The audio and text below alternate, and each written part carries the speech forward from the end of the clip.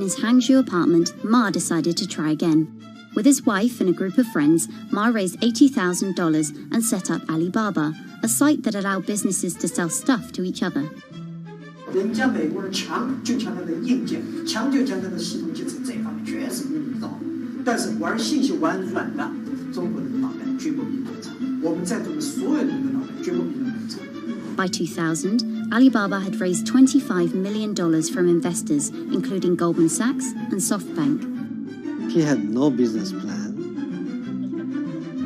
and zero revenue, but his eyes was very strong eyes. In 2003, Alibaba started Taobao, a platform for individual sellers to trade with each other, and publicly declared war against eBay, who had started to make a foray into China. Jack Ma has this famous saying that Alibaba is a crocodile in the Yangtze River, whereas eBay is a shark in the ocean. And if they fight eBay in the ocean, then they'll lose. But if they fight them in the Yangtze River, then they have a home base advantage.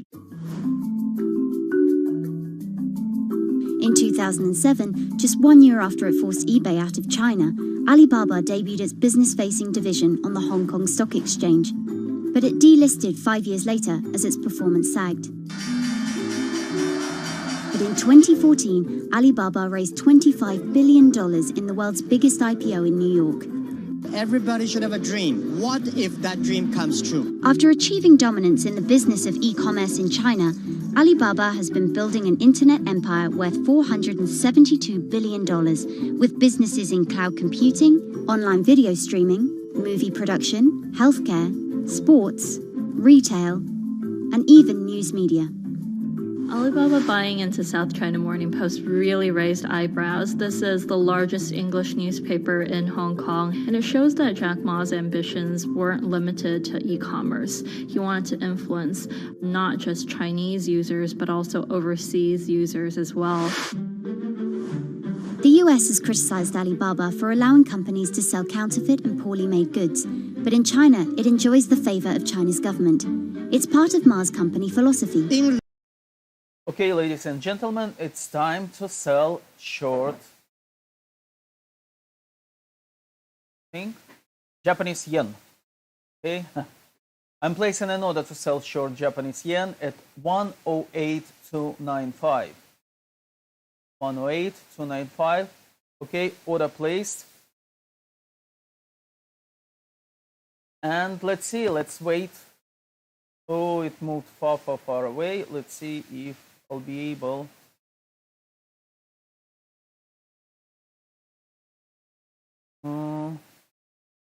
Okay.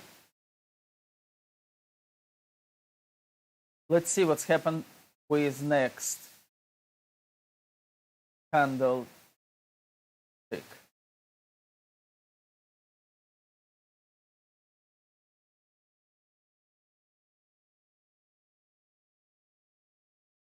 Let's wait for a couple of minutes. We'll see what's going to happen.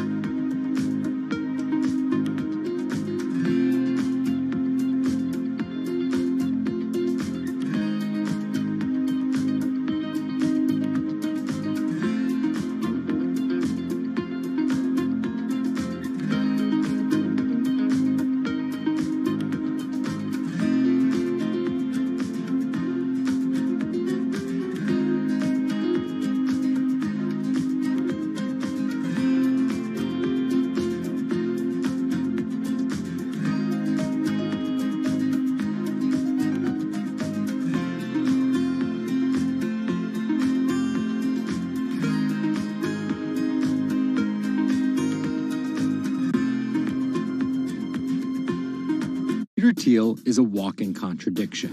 He got his bachelor's and Juris Doctorate from Stanford, but speaks out about the horrors of higher education, saying college is as corrupt as the Catholic Church was 500 years ago. He's a staunch supporter of the free press, yet he bankrolled a lawsuit to bankrupt an independent media company. But these were not journalists. And most of all, he's an immigrant libertarian who's the most public supporter of Donald Trump in all of Silicon Valley. What Trump represents isn't crazy, and it's not going away. This is the story of how an openly gay, immigrant genius, libertarian billionaire went from tech contrarian to Silicon Valley's biggest Trump supporter. Peter Thiel was born on October 11, 1967 in Frankfurt, West Germany, to Suzanne and Klaus Thiel. Peter's family emigrated to Cleveland, Ohio when he was 1. An Ayn Rand devotee during his youth, Thiel attended Stanford University majoring in philosophy. His Stanford experience shaped a really big part of who he decided to surround himself with. That's Lizette Chapman. And I cover technology and venture capital here at Bloomberg. He and his Stanford friends made their first big splash in tech with PayPal. After selling to eBay for $1.5 billion, they would become known as the PayPal Mafia for each incredible success after PayPal. For Thiel, that began with an early, modest $500,000 investment in Facebook. And in VC speak, early means big risk, but also big reward. He turned that initial $500,000 investment into more than $1 billion in cash. But Thiel was just getting started with Facebook, and he went on to make a whole bunch of wildly successful investments. From SpaceX to Airbnb to one of the largest, most powerful companies in the United States, if not the world, and of course that's Palantir. The incredibly controversial secretive data mining startup he founded with his colleagues from PayPal. It connects data silos and then allows non-technical people to search that information for patterns. Data like financial information, feeds from video cameras, biometric details, passport information, flight manifest. Palantir doesn't talk much about how they collect this data, who has access to it, or what they do with it. But they have contracts with the Department of Homeland Security and the CIA and the Department of Justice and the Securities and Exchange Commission. And several other federal agencies. It's the richest company you've never heard of, valued at $20 billion. But there are plenty of obscenely wealthy people in Silicon Valley. What makes him different... He's a complex ball of multiple contradictions. Take college, for example. Even though college was extremely important for Thiel, there's something called the Thiel Fellowship. In exchange for dropping out and a promise not to pursue college, Thiel would give them $100,000 each. You basically tell people that if you get a diploma, you're saved. Otherwise you go to hell. You go to Yale or you go to jail. Also, his relationship with the press. Here's another contradiction. He's donated to free press initiatives, including the Committee to Protect Journalists. But he also secretly spent tens of millions of dollars bankrolling a lawsuit filed by Hulk Hogan over the publication of a sex tape and bankrupting the independently run Gawker Media. Why did he do this? Because in 2007, one of Gawker Media's blogs, ValueAg, outed him as gay. And with the lawsuit, he found an opportunity to get back at them by funding the lawsuit that Hulk Hogan was able to bring then, but he wouldn't have been able to do that without Thiel's money. And finally, Thiel's biggest contradiction, his endorsement of Donald Trump. When he was asked about his support for Trump, he was surprised at the outrage that came with it from many of his colleagues in Silicon Valley. He didn't want more of the establishment. No matter how crazy this election seems, it is less crazy than the condition of our country. After briefly supporting Carly Fiorina in the primaries, Thiel pivoted to Trump, donating $1.25 million to Trump and his associated super PACs in October 2016. And he didn't just help Trump financially. He gave a full-throated keynote speech supporting Trump at the Republican National Convention. I'm not a politician, but neither is Donald Trump. He is a builder, and it's time to rebuild America. And when Trump was finally elected, Thiel was given the reins to an enormous amount of power. And I want to thank you, man. You have a very special guy. He was named the transitional advisor. And in that role, he did a lot of interviewing and a lot of vetting to fill hundreds of cabinet positions. and different jobs within the administration. But it turns out Thiel's support isn't unconditional. Talking to people who spend time with him, I have also heard that he is no longer a great supporter of Trump. It was reported that Thiel was unhappy with the direction of Trump's presidency. Ever since, he's been mum, making no public appearances, no statements, and staying out of the spotlight altogether. Although there have been suggestions that Trump could tap Thiel for a top intelligence post or ambassadorship, there's no indication he'd accept. He's described his relationship with politics as schizophrenic. He gets really involved, and then he runs away as fast as possible. Whether Thiel takes a new position or simply continues as a board director at Facebook and Palantir, at just 50 years old, he's primed to wield some serious influence in technology and politics for decades to come.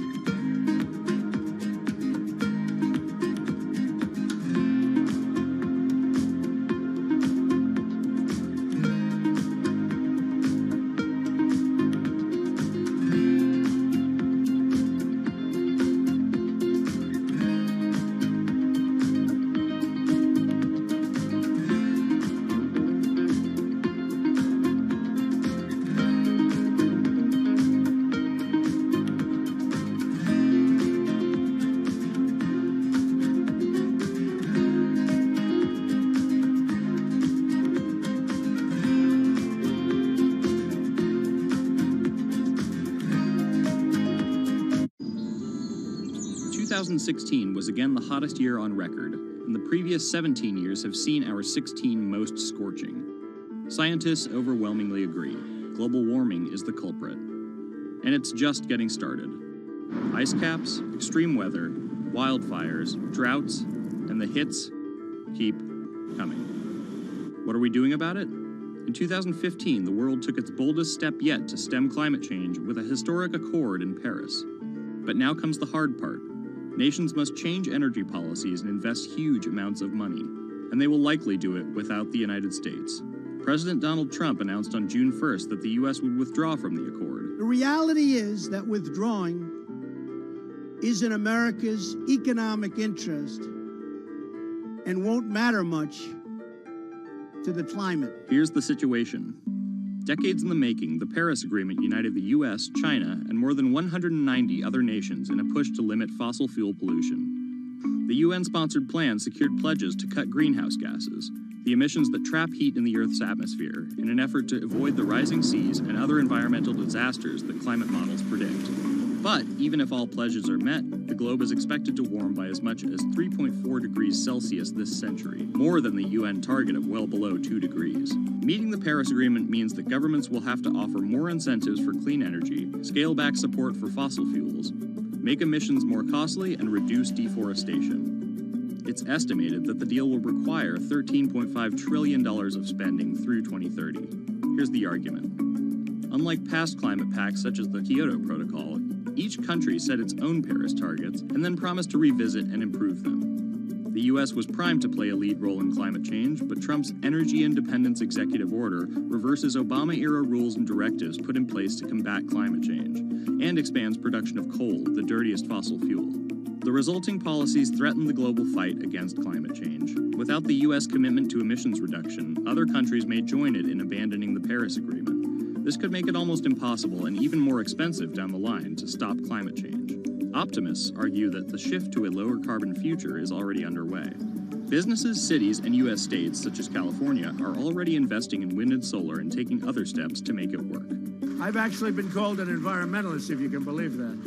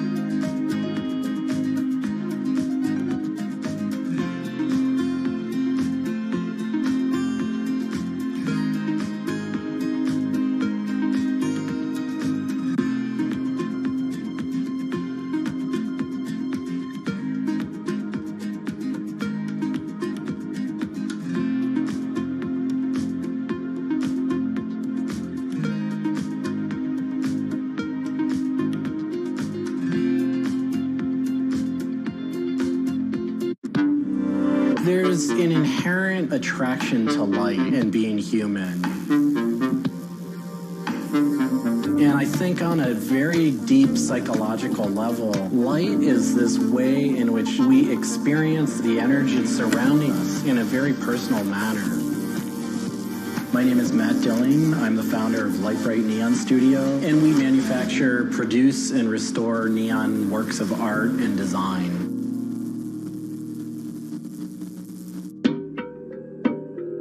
origins of the creative content of a lot of the work at Lightbright comes from a variety of sources. Sometimes people come with a napkin sketch. Some people come with an Adobe Illustrator file. And we have a whole design team who then we kind of work together to help create layouts of what it might look like.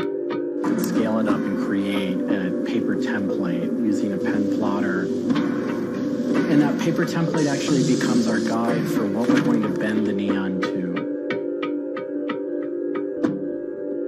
We take from the office into the glass shop. We pick out the right size tubing with the right color for the right size project. From there, we heat up the glass tubing. The torches heat the glass well in excess of 1,000 degrees in order for it to get into its molten state. We heat up and bend the glass tubing to match the template. One of our chandeliers has over 100 different bends in it. So each one of those bends has to be marked for a heated up bend. We also have to allow the glass to cool between the bends so that the next area can be worked on and heated up in its own unique fashion. Turns into spaghetti, and then we have to make sure that that spaghetti lines back up and cools to the template. We use a blow hose to connect our mouth to the tube, create a volume that's closed, and we can control the pressure in there with our mouth. There's just a variety of challenges that come up inherently in working with glass. Glass can crack due to stress. And sometimes you'll just have a batch that all it wants to do when it gets near a torch is crack.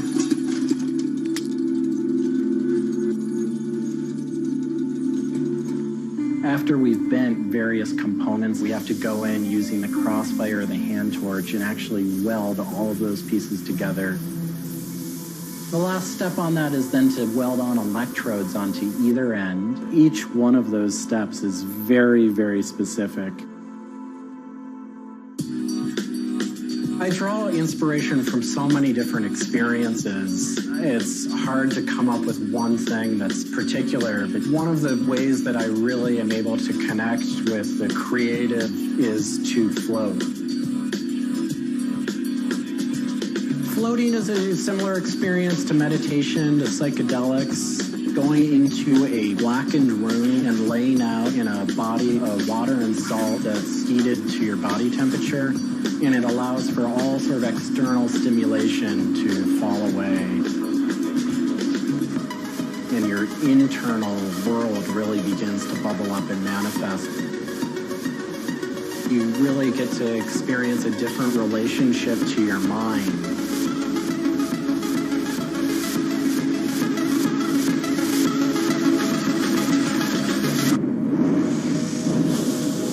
I think I work with neon because I can't not work with it.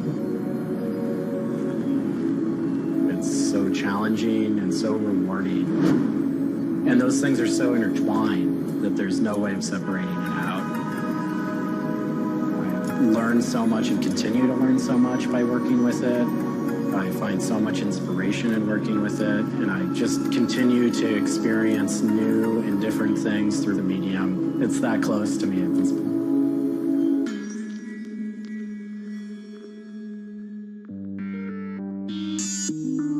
Once the neon tube is completed, we have to hook it up to our manifold for bombarding.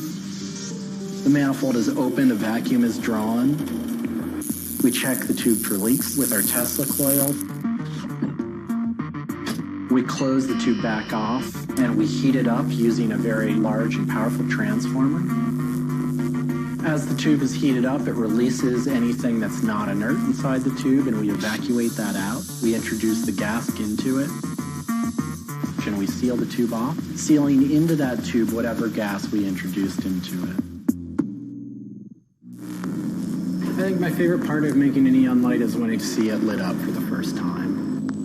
Different gases, when electrified, emit different wavelengths of light. Neon gas is this very bright orange, fiery red color. Argon gas creates a very intense blue, but that light output that is produced can then be expressed in a different wavelength by coating the inside of the tubes with a phosphor coating that takes that one wavelength of light and emits at different wavelengths.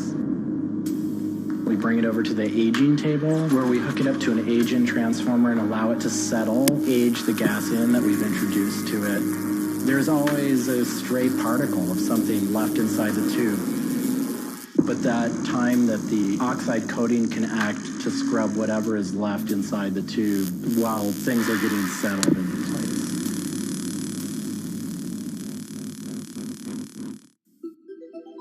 Once the tubes are aged in, we move on to our process of assembling two halves of the fixture together in a jig, gluing up the center of the fixture to its spindle. Once the adhesive dried, we would connect the wires from the fixture together into a transformer, and we turn on power and it lights up.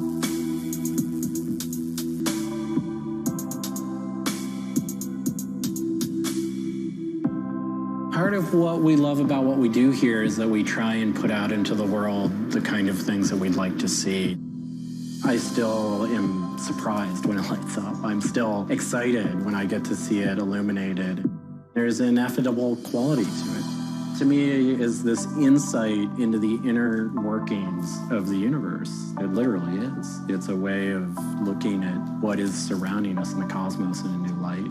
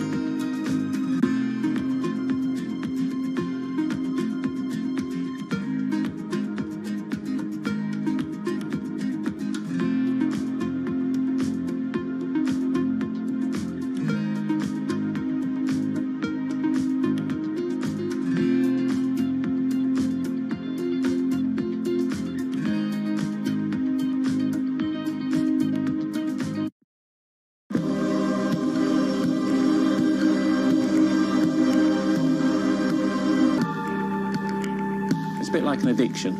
You've got to make something. You have to do something. It's borderline obsession. And every bike we build is my favourite bike at the time, and as soon as it's done, I want to build another one.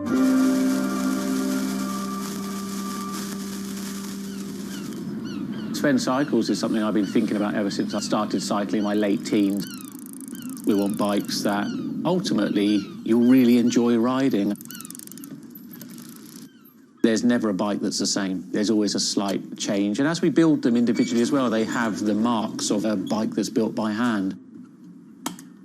Most people I know cycle have an idea of their dream bicycle. And it may be an evolving idea you've had in your head. And we've worked with a lot of people that have come to us with sketches and scrapbooks. It's really, really nice to build something that's just one-off and unique. I think a lot of people see a bicycle as two wheels and a frame in the middle. There are a lot of subtle changes and nuances in design which can change the riding characteristics quite dramatically. I'm a really big fan of modernist architecture, and the simplicity of a modernist building is really hard to achieve. And with some of our bikes, they may look very simple, but I think people should not underestimate the time and effort that goes into designing a product. Tubing is key to a bike's feel and ride. Reynolds tubing has been in my life ever since I can remember. Growing up, I could never afford a frame manufactured with their tubing. We can now put a badge on our bike saying manufactured at Reynolds, which is a sort of thing as a kid I just wouldn't have believed was going to happen.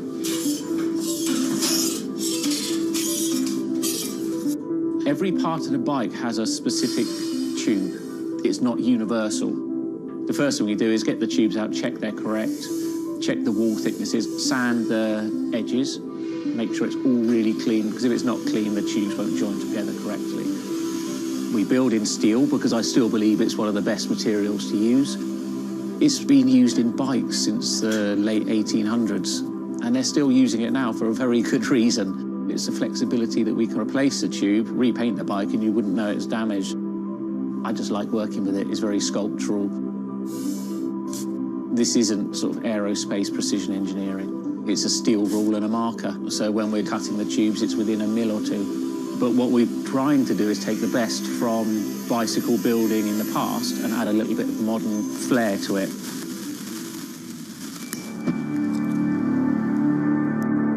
There's various techniques for building bicycles. We do a thing called fillet brazing, where you connect a pipe together. We use a bronze rod and a flame. We heat the tubes up to the same temperature and we fill the joint with bronze. And it gives a very, very sort of fluid, lovely, sort of quite sculptural feel. You've got to practice. You've got to be able to judge material temperatures. You've got to just look at it and you just get a feel for it. It's a stage where your tubes start to look a bit like a bicycle. My father's a jeweller. He'd make sort of very pretty things, which are lovely, but for me, they don't really have any function. What I love about bicycles, you can start on a Monday with a box of tubes. You can be riding it by the weekend, and it can last you for the rest of your life.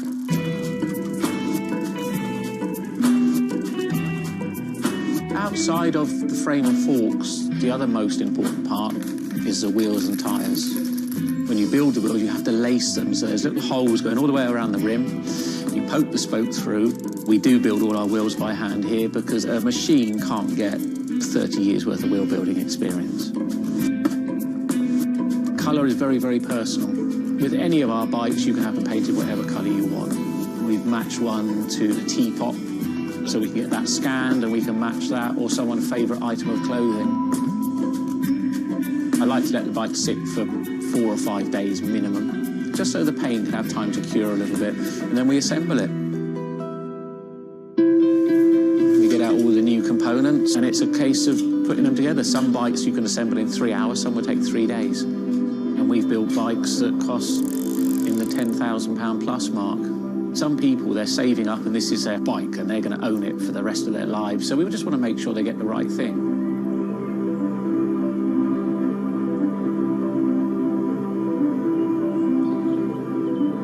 I think the bike for me was the first time I had some freedom. So as soon as I had one, I was off. A lot of people still get that thrill as when they were a kid blasting down a hill, wind going through their hair.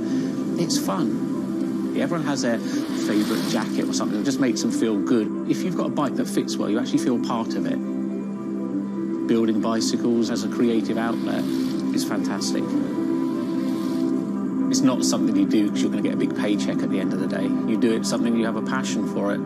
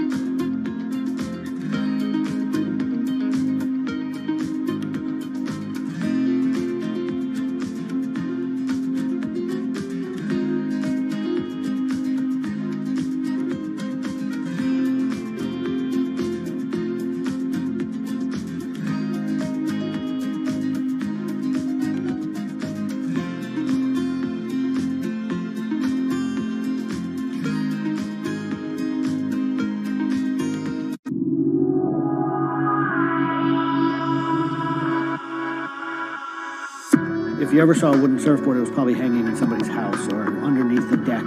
But kind of in the last 10 or 15 years, wood has made a big comeback. They surf wonderfully.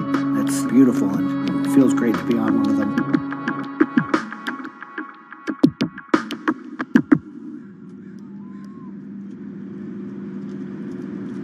I always had a love for wood and kind of passionate about things that went in the water. I've kind of been around wooden boats most of my life. There's just so much character. The way they're built, the stories that come with them, a lot of that has translated over to why we build surfboards the way we do. When we first started thinking about building surfboards, wood was the natural material we chose. They have a very high strength to weight ratio. Wooden surfboards have the longest history of use in the surf world than any other material. People have been surfing wooden surfboards since kind of the first documented history of people riding waves. The board starts in CAD, where we take a 3D model, break down the shape, and kind of create frames and templates and all the inner parts of the board that we get cut on a CNC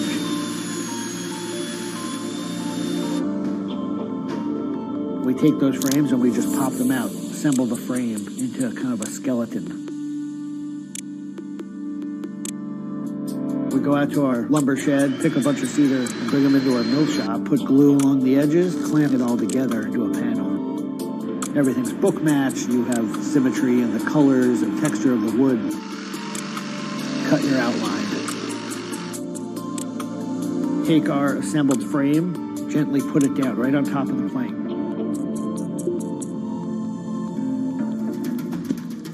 Once that foundation is started, you're basically building up the three-dimensional shape, the outside part of the board, using lots of strips that kind of interlock and fit together. Every piece of wood is going to be different, and it's all going to react differently. There are frustrations with it, but I think that's one of the things that keeps it challenging. You learn to read the kind of what the grain lines are doing and what the color of the wood is telling you.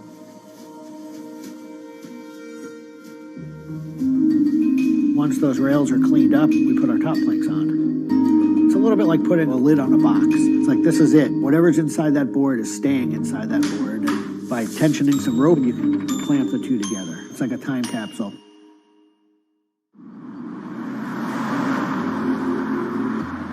What makes our boards unique are they are built right here in York.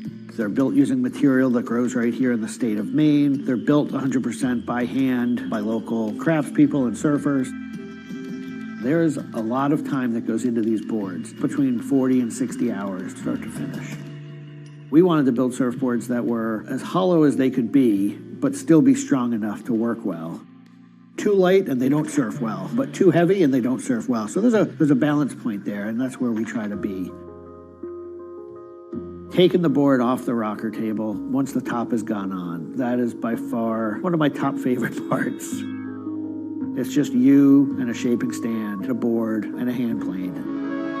Everything else is out of your view. It's simple, it's pleasurable, it's quiet. You can be with your thoughts and you can just kind of be present. There's something about taking a nice sharp edge tool to a beautiful piece of wood and feeling the curls coming off and knowing that every pass that you're making, you're kind of getting it closer and closer to what you have in mind.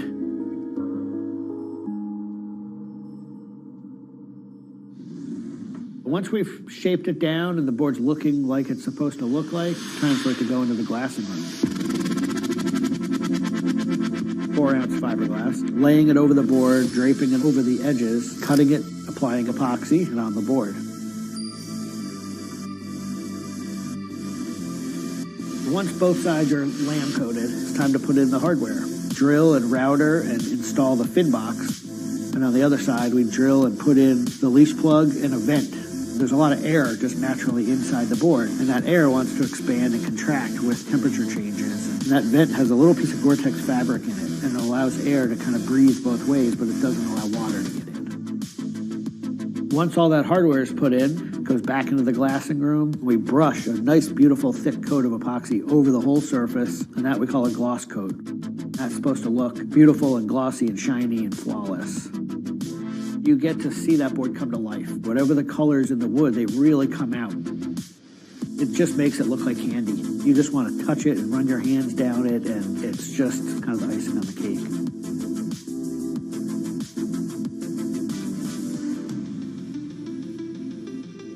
Once everything is hard, we put it into what we call the oven, get that epoxy to cure, really kind of bake it, and just get it to harden. Put in the fin, screw in the vent, and ship it out. We just love the idea of building something that's sustainable and long-lasting and made by hand. Kind of gives you a deeper connection to the product over something you might buy on a shelf.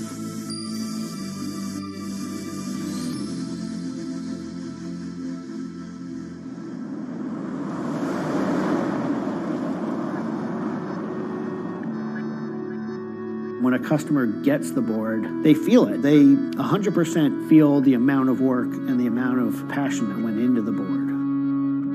So I'm not really looking at hours and efficiency. We're looking at like doing it right and enjoying it as we go.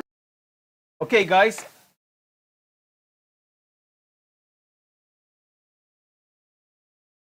Position opened on Japanese yen, okay, at 108.295. Okay, position opened. It's short position.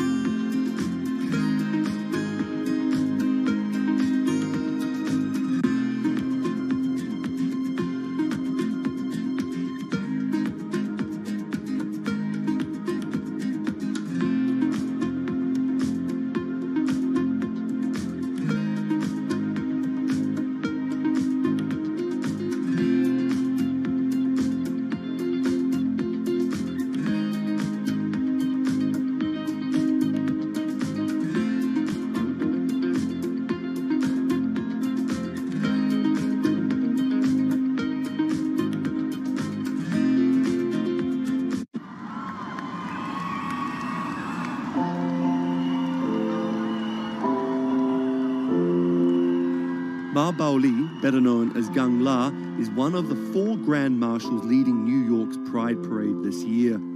But in the country he comes from, being gay is still a social taboo. The CEO of a Beijing-based internet company is on a mission to improve the lives of millions of gay men in China. 对于每一个 LGBT 人群来说，即使这个国家不允许你跟同性爱人结婚，但是你仍然要勇敢地去选择你自己的生活，你仍然应该拥有幸福生活的权利。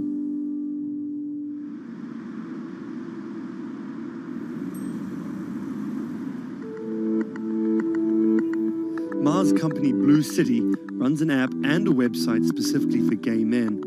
Blued is one of the biggest gay social networking apps in the world, with an estimated 30 million registered users. Unlike most other apps, Blued is more than just dating or hookups.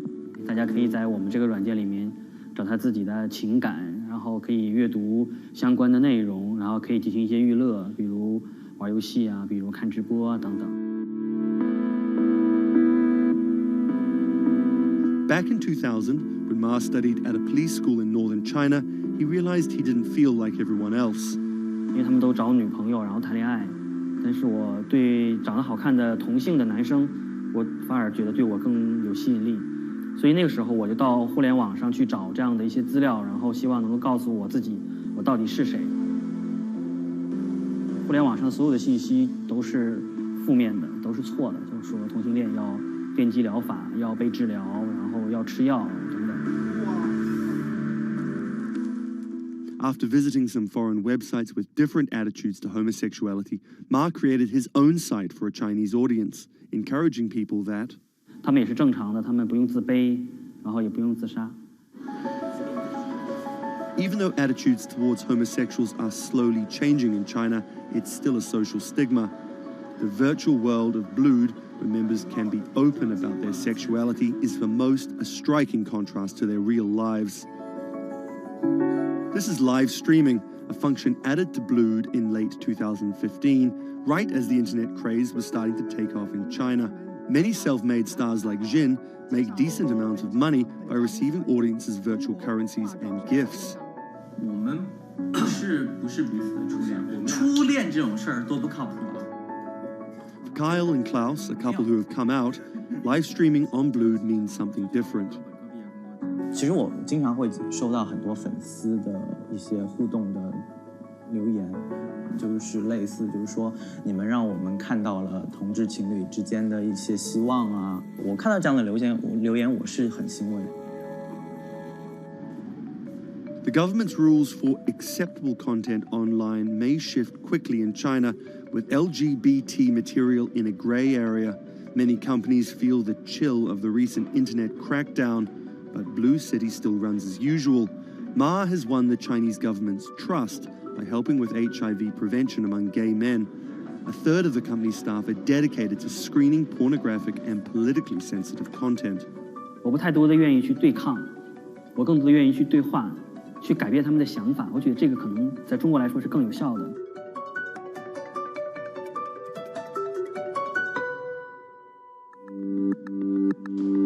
In the past 5 years, Blue City has grown from a team of 7 people to a promising business with about 250 staff. Ma said the company earned over $15 million last year, mainly through advertising and selling virtual currencies to live streaming audiences. Now the company is expanding overseas. 我希望吧，通过我们的努力，Blue能够成为全球第一家在美国纳斯达克或者是纽交所上市的这样的同志互联网公司。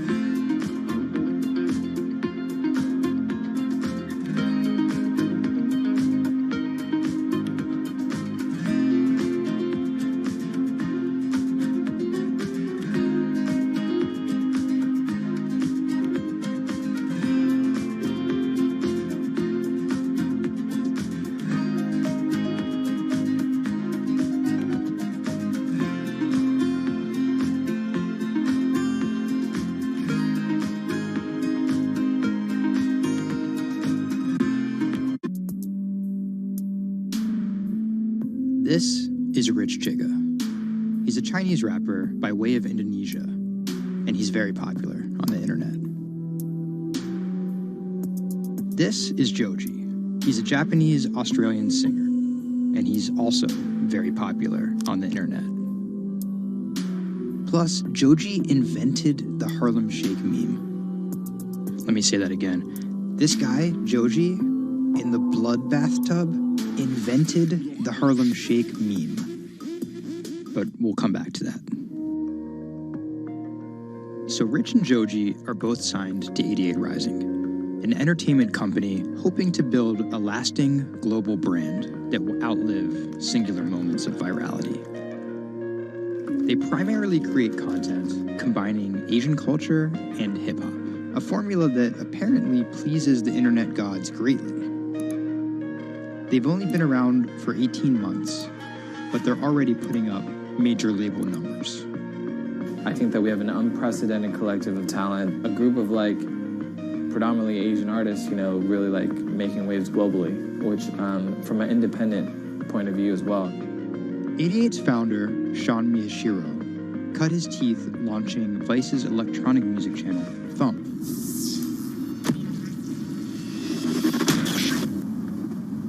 But quickly, Sean became interested in life beyond dance music.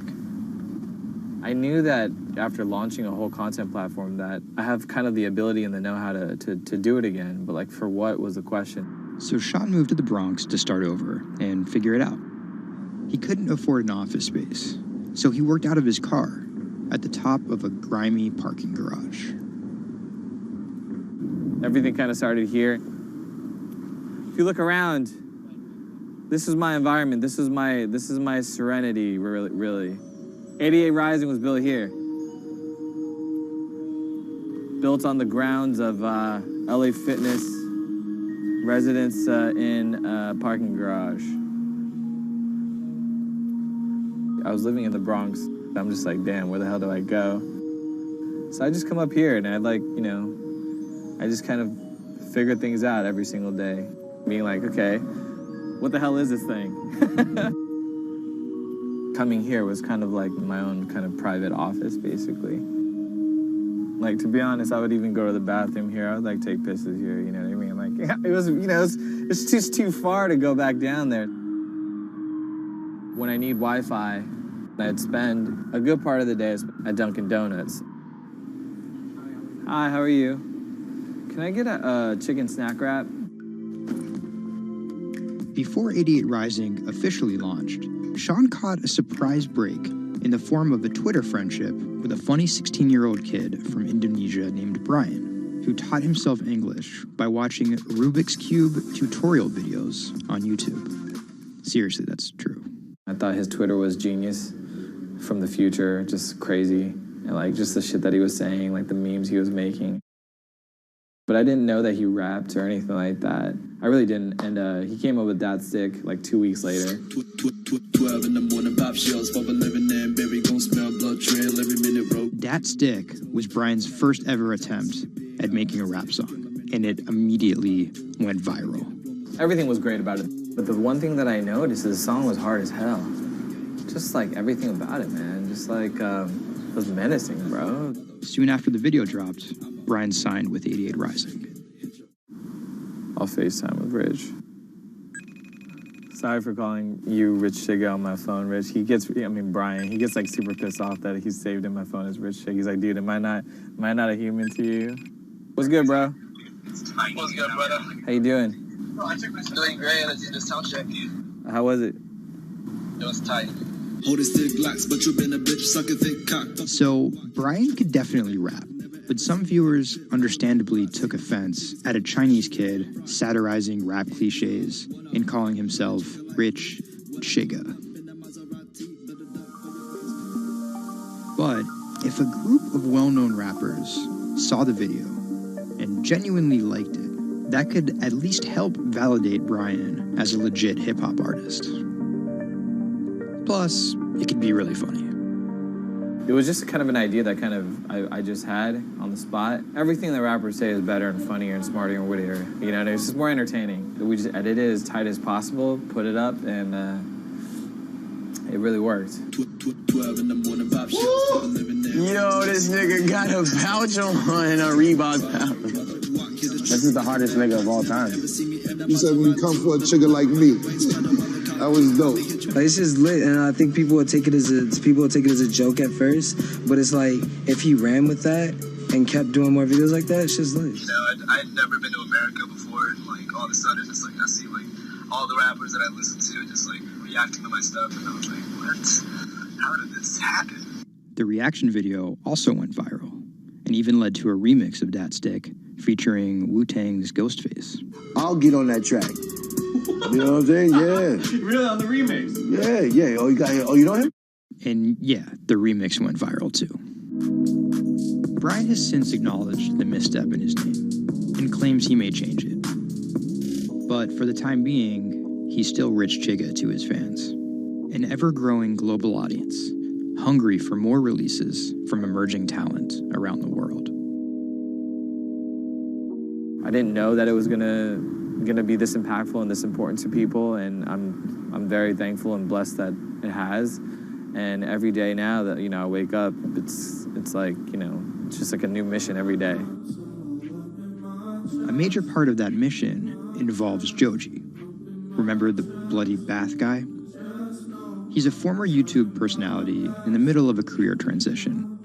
The sound of this song, Will He, it's like a trap song that you can like slow dance to. Awkward prom shit, you know what I mean? I used to do crazy episodic internet videos. It was going well, and one day it was me and a few friends just in a room. We were casually chilling, and then someone plays the song, and it's brand new at the time. I happened to have a lot of costumes laying around, so I told the other guys, I was like, get in these costumes and let's just dance to it. Like, who cares? We were like, okay, let's just go crazy at the drop. So that video goes up. I go to sleep, and the next morning, everyone's doing it. Like, next morning.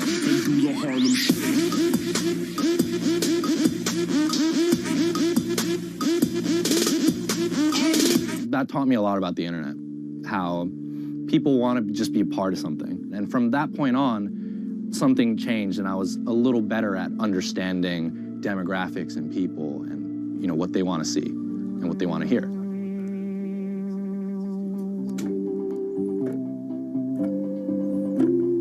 I was friends with a couple other artists who were affiliated with 88, and then I also started to realize that 88 is the bridge between Western and Asian entertainment, and I really wanted to be a part of that. Joji just released the In Tongues EP, his first project as a serious artist. Joji's In Tongues record came out a couple weeks ago. It's #2 on Billboard on the R&B charts, which is crazy for, independent release, and he's like a brand new artist. And the success is even more impressive, knowing he went from creating something like this, It's just Taco Bell. What could possibly go wrong? to creating something like this, the newest music video for his song Demons.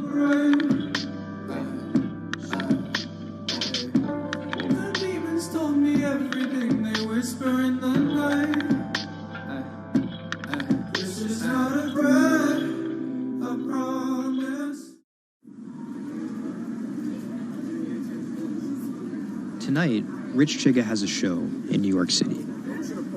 Tickets sold out in an hour.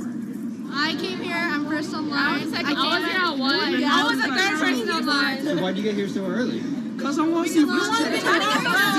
I want to touch him. What do you guys think of Joji? He's That's my dad, son. You guys cop the new EP or like? Yeah. I woke up at 6 in the morning just to cop that shit. And then I listened to it, and that shit started making me cry. This is actually kind of exciting. Every time, this never gets old. Like, you live online and social media, but like, there's nothing like just being with the people.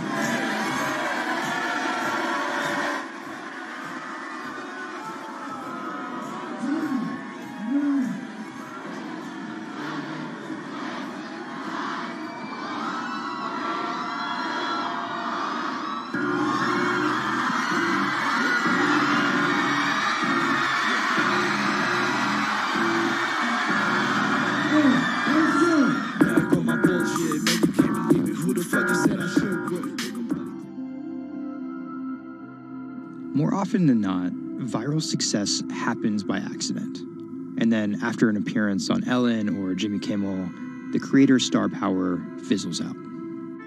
But Idiot Rising has figured out how to turn potential gimmicks into brands with an actual following that keeps coming back for the next thing. Oh, shit!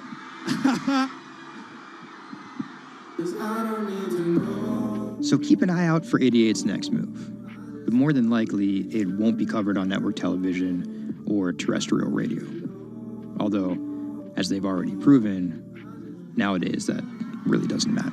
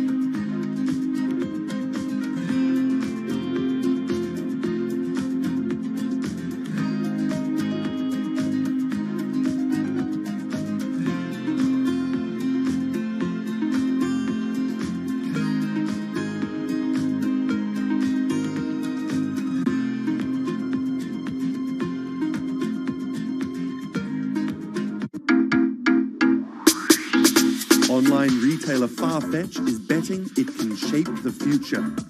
This is its concept store, showcasing the latest in retail tech.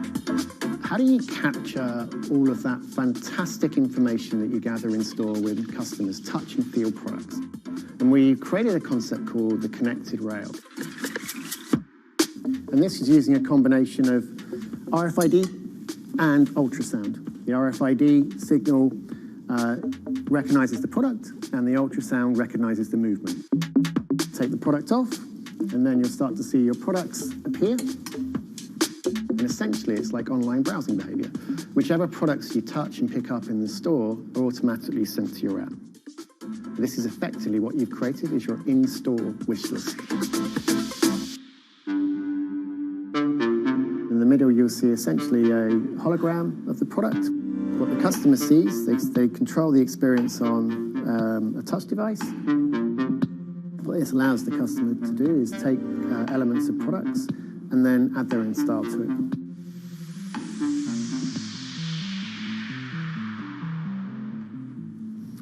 Right, so this is the connected mirror. So in this example, I see my products. I select a coat, and that's tried it, and it's slightly too big for me. So what I can do is choose an alternative size and send a request to the sales associate, and they'll bring that size to me in the fitting room mirror. You'll also see that we've got some product recommendations here. Crucially, the sales associate's able to push items into the mirror from their device. If you wanted to, you could simply use the mirror and pay and go. Your items would then be packed and dispatched to you afterwards.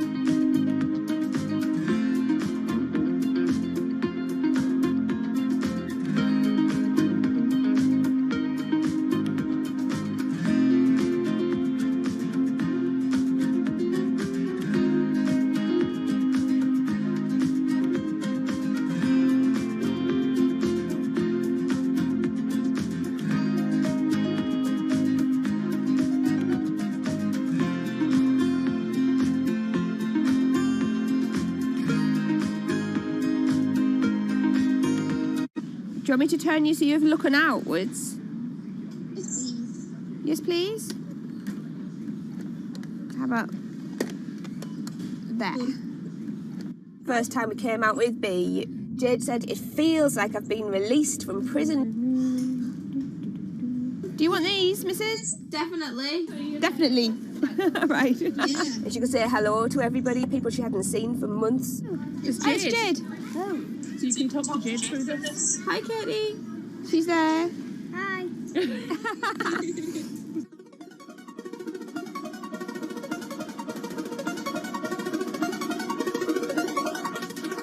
Every time anyone's seen her, they want to know why she's there.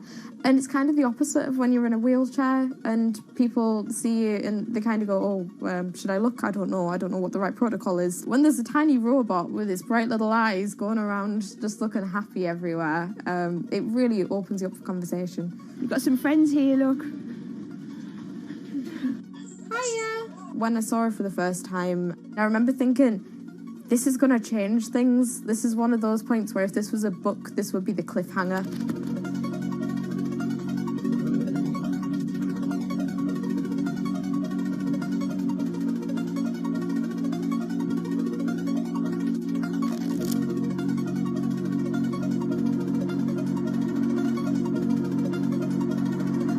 condition called Ehlers-Danlos syndrome, which means that I have a lot of dislocations, there's a lot of pain, and a lot of seizures and whatnot. So I can end up on my own in my room for long periods of time.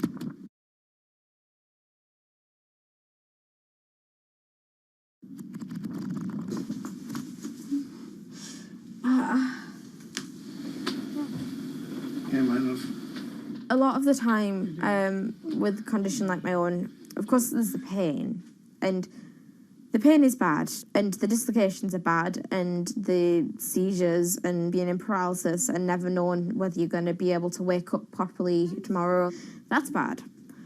But what's worse still is being able to count the number of people you see a day on one hand. Are you ready? Sure am. I'm just hoping the connection's going to stay. Yeah, me too. Alright, here we go. When you're used to just the same little metre by metre and a half window every day, and you've been there for months, being able to just see the sky from somewhere else, or the tops of trees, or a sign, is incredible. Or being able to have that kind of chat in the car that most people would probably take for granted. I'm going to go past Grandma and Grandad so you can give them a wave. Now, if Jade is particularly seizure-y, she can still take part. And that's brilliant, really, because before she would just be left in a bed or in the house with just her carers. It's quite a small world, that. Right, so there's one of her. Here, this costume I'm busy making at the moment. When I'm not on bed rest and I'm not just wearing pyjamas all the time, I enjoy being able to dress as different characters and go to Comic Cons and that kind of thing, because it just lets me show a different side of myself, and it's a bit of fun.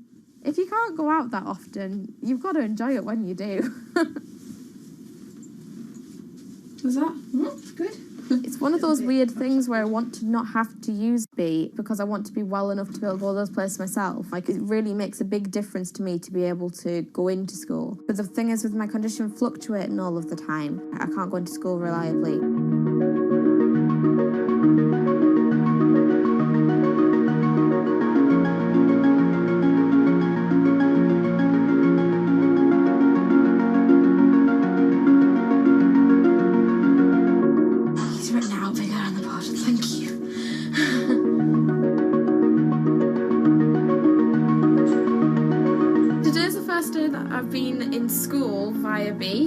And so far it's interesting, still a few little things that we need to work out, but for the most part I think it's going fairly well, and it's brilliant because I can really tell the difference between today and yesterday. How yesterday I forced myself to go into school when I wasn't very well and I was really tired afterwards and ended up having loads of seizures, whereas today I've been able to do all of the work, I've been able to keep a clear head and not be ill, which means I'm able to be more focused on my schoolwork. So there is my first step of working, is to simplify root 8. The algebra test is next week. Now I'm trying to make friendships which I'll be able to maintain with B. Before that, I end up letting people down quite often. B gives me hope, yeah. She's just always there. And if I can't do something, she can. And if I need sort of assistance to be able to make commitments, then she's there, and she means that I feel like a more valuable person because I'm more reliable.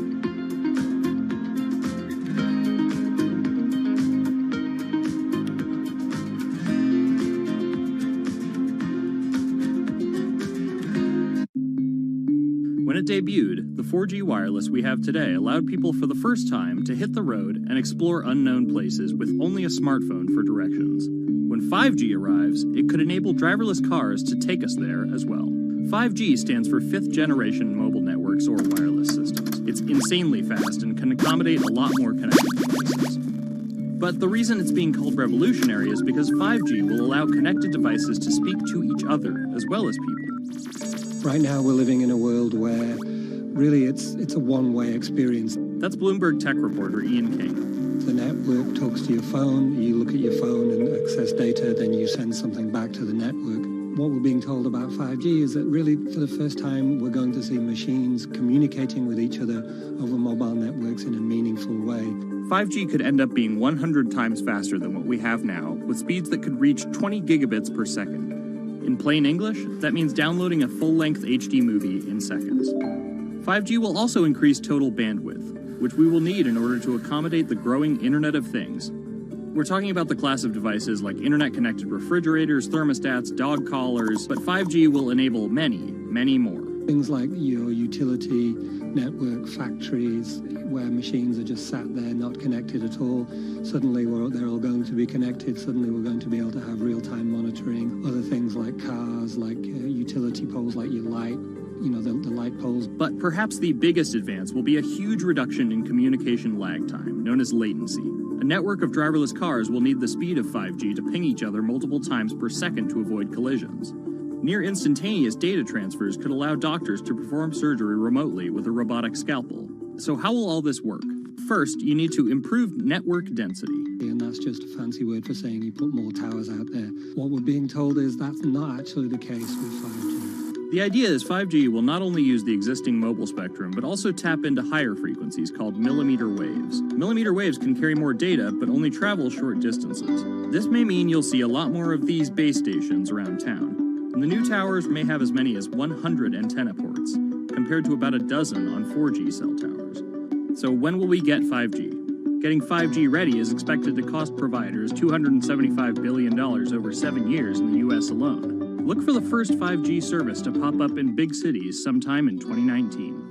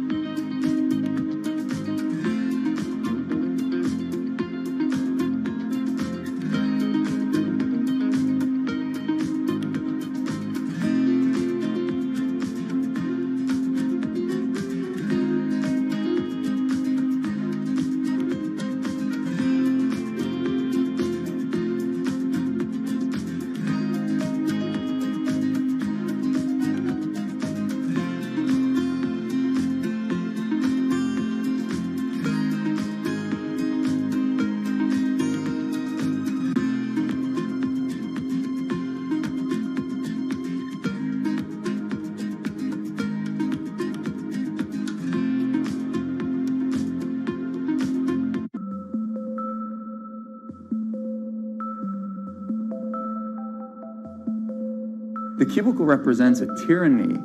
It confines your imagination, your thoughts, into a small physical area.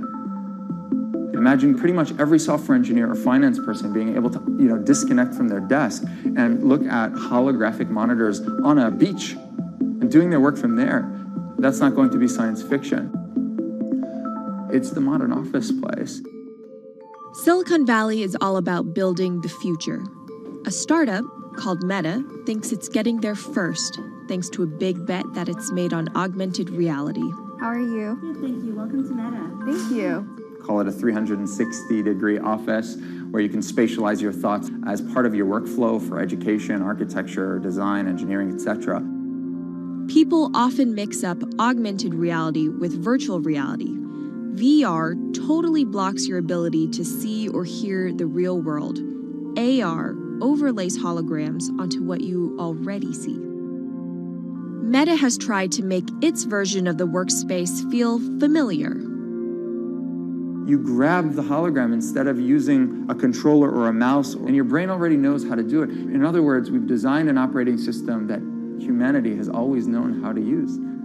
So you can see this eyeball, which is, by the way, photorealistic. You can see my hand is occluding the eyeball, and now the eyeball is occluding my hand, right? You see those two circles? They get small, and then they turn into this glowing white ball, and then I can move my hand around supernaturally. I can do this with 2 hands and rotate the thing. I can stretch it. I can throw it back right into the shelving system, and that's all you have to learn to become a modern worker. And to prove this, the employees at Meta have started to get rid of their computer monitors, trading them in for Meta's augmented reality headsets. Myron thinks that in less than a decade, we'll all be just wearing strips of glass that can project holograms.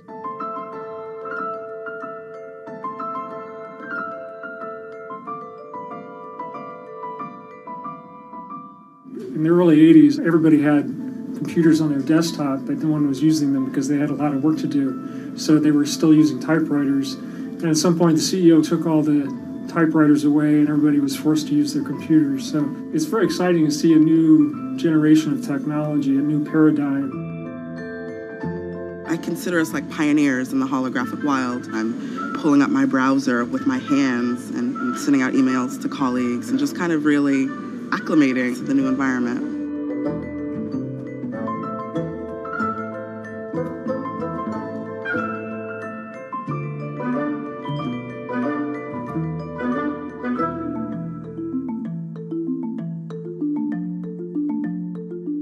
Now you're putting on my computer, essentially. Our digital lives live on our phones. We have all of our pictures and notes and all these kinds of things. So, and why don't you write yourself a little sticky note? I like it. And go ahead and just take your fist right over the top of the sticky note and close your fist. And now... Oh, what? Meta's own transition to augmented reality has run into plenty of unexpected problems. And it's still going to be a while before you'll start to see these devices in your office. But I think it's a future worth waiting for. If we could see these holograms between us, we will have been able to share our work with one another more naturally, more efficiently, and more productively than ever before. Humanity will have evolved slightly.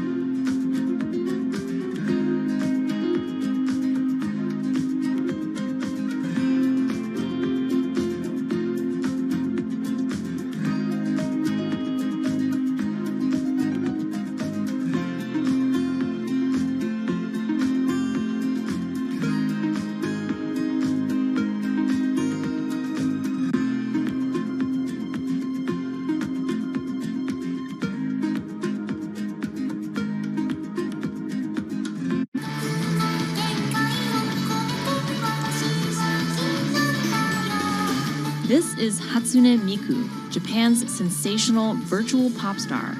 She's released over 100,000 songs in multiple languages and performed sold-out concerts around the world. Her image has appeared in games, on TV, in car races, and is even etched on the side of a Japanese space rocket. I came for Hatsune Miku, Carlos.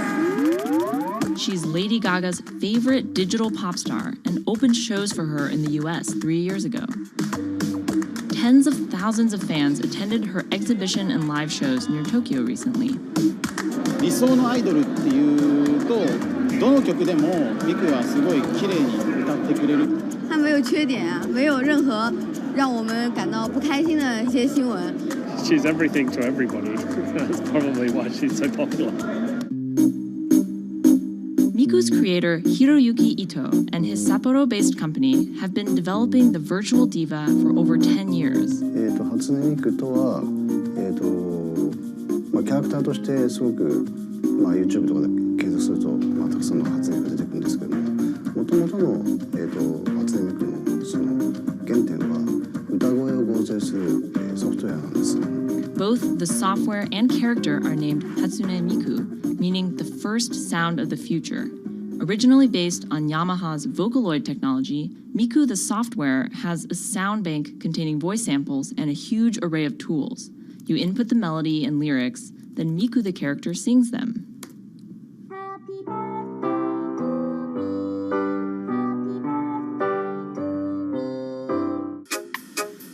To date, Krypton has sold 120,000 software licenses at $200 each to fans around the world who use it to create numerous songs and share them online. Some of the fan-created songs are chosen to be part of Miku's concerts, for which they're paid a royalty fee. もともと初音ミクっていうその、存在自体がそのボトムアップって言いますか、中にはアマチュアクリエイターじゃなくて今もうすでに、プロになって活躍している方もいらっしゃるんですけども。The company also has other revenue streams. It makes money from merchandising, licensing deals, and concert ticket sales. According to the real-life musicians who perform with Hatsune Miku, the virtual pop star is interesting and surprising. 今年で3年ぐらい、ちょうど3年ぐらいになってきて、ライブも数十本、数百本だったの。そういうことが演奏によって起こせるためのそういう器みたいな感じになってきて。初音ミクらしさって僕はあんまりない。初音ミクって何だってあり。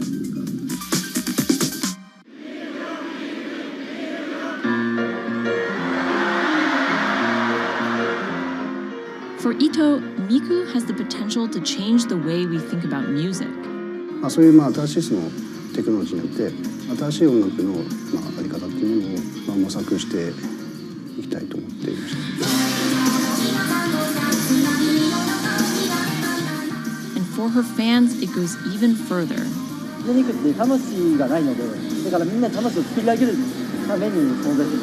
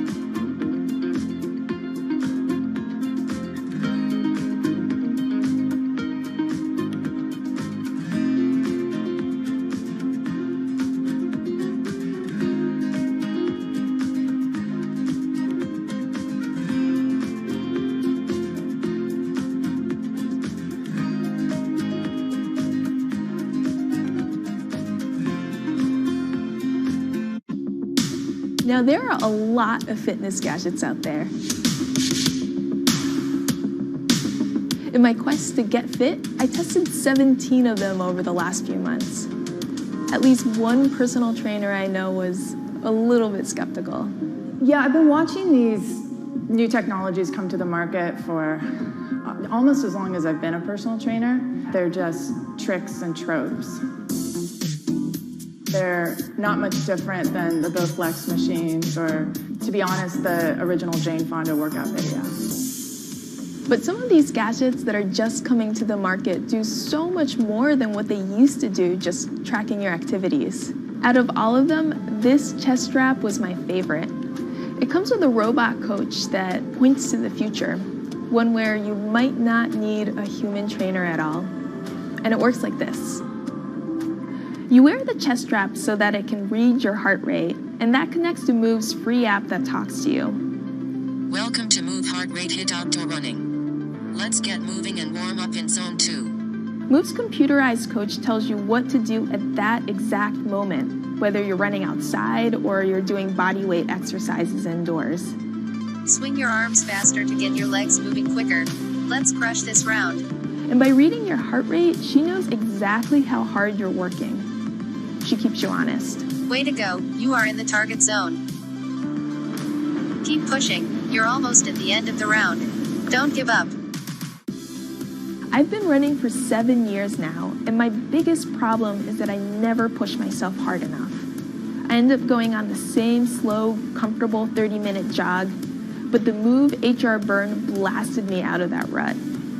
By the end of these half-hour exercises, I was drenched in sweat in a way that I never am when I work out alone. Training with a real person is great, whether that's your group instructor or your coach or your personal trainer, but humans, they're expensive.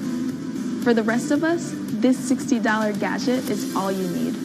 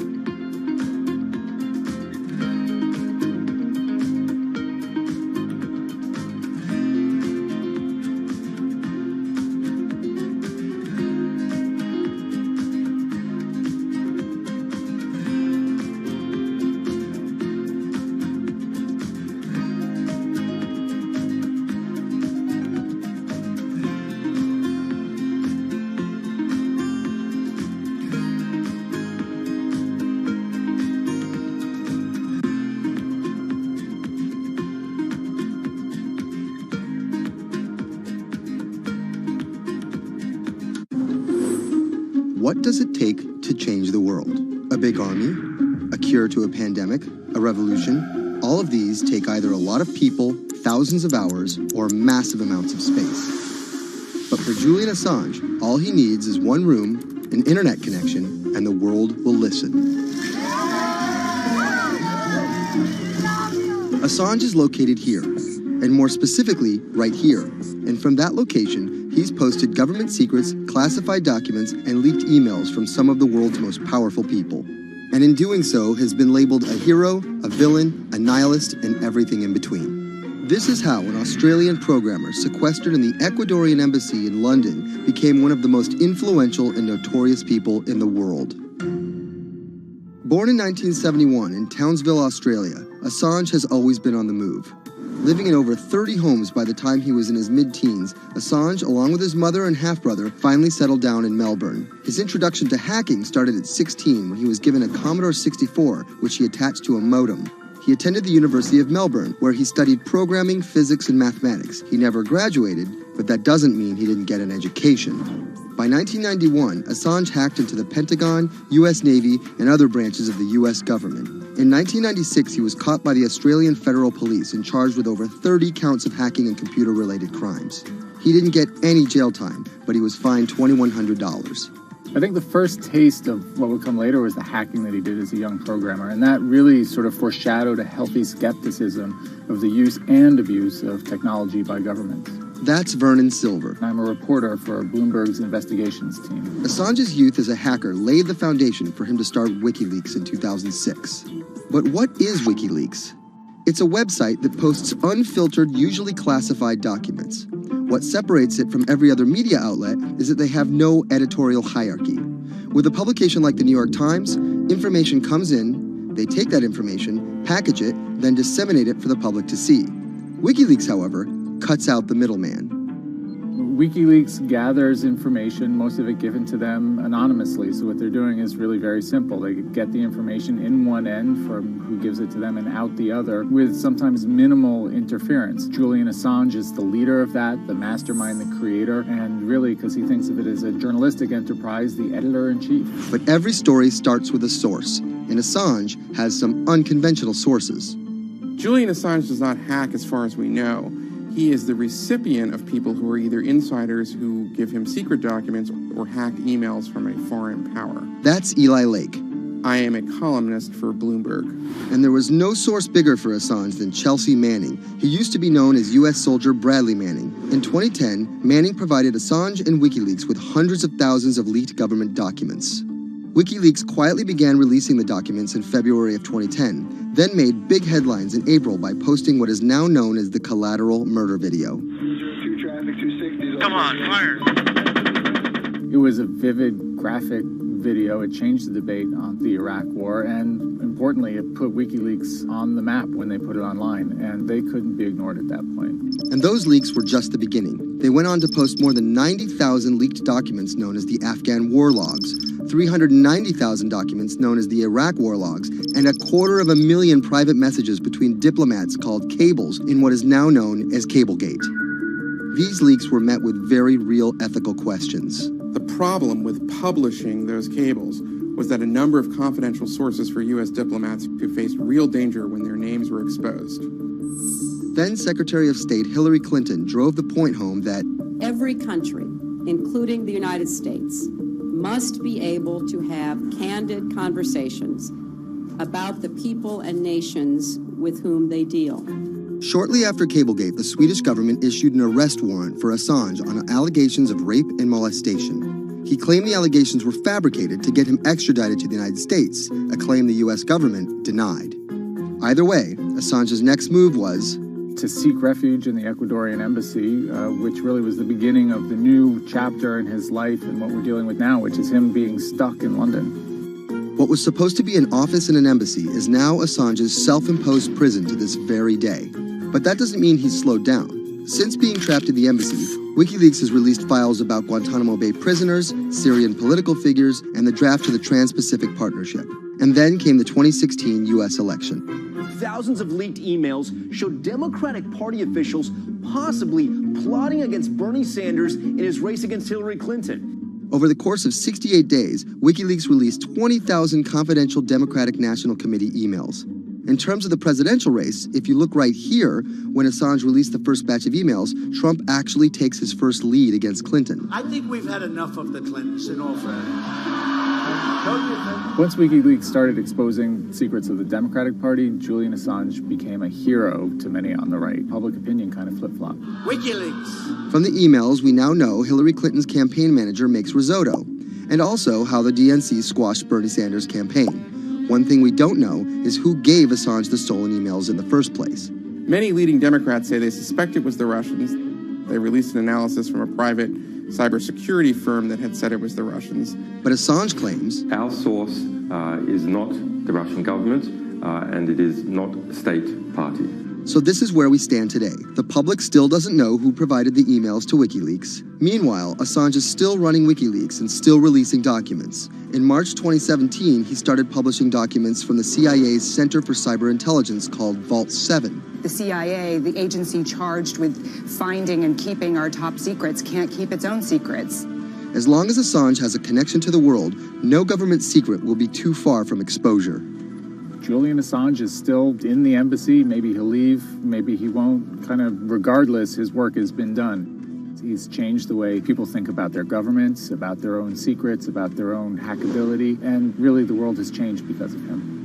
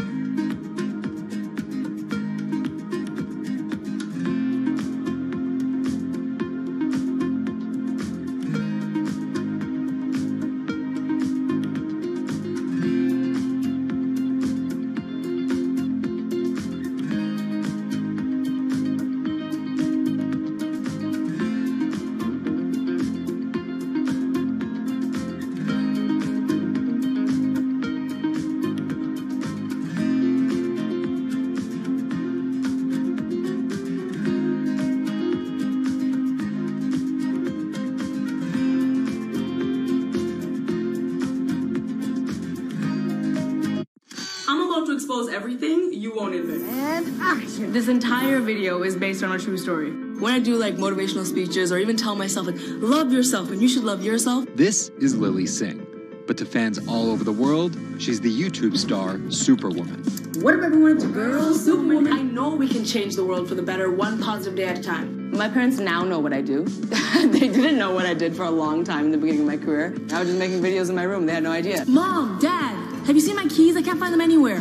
Because you're always on phone. Until someone called them, like a family member from another part of Canada, was like, Canada, is your daughter making videos? And the mom was like, I don't know, Lily, are you making videos?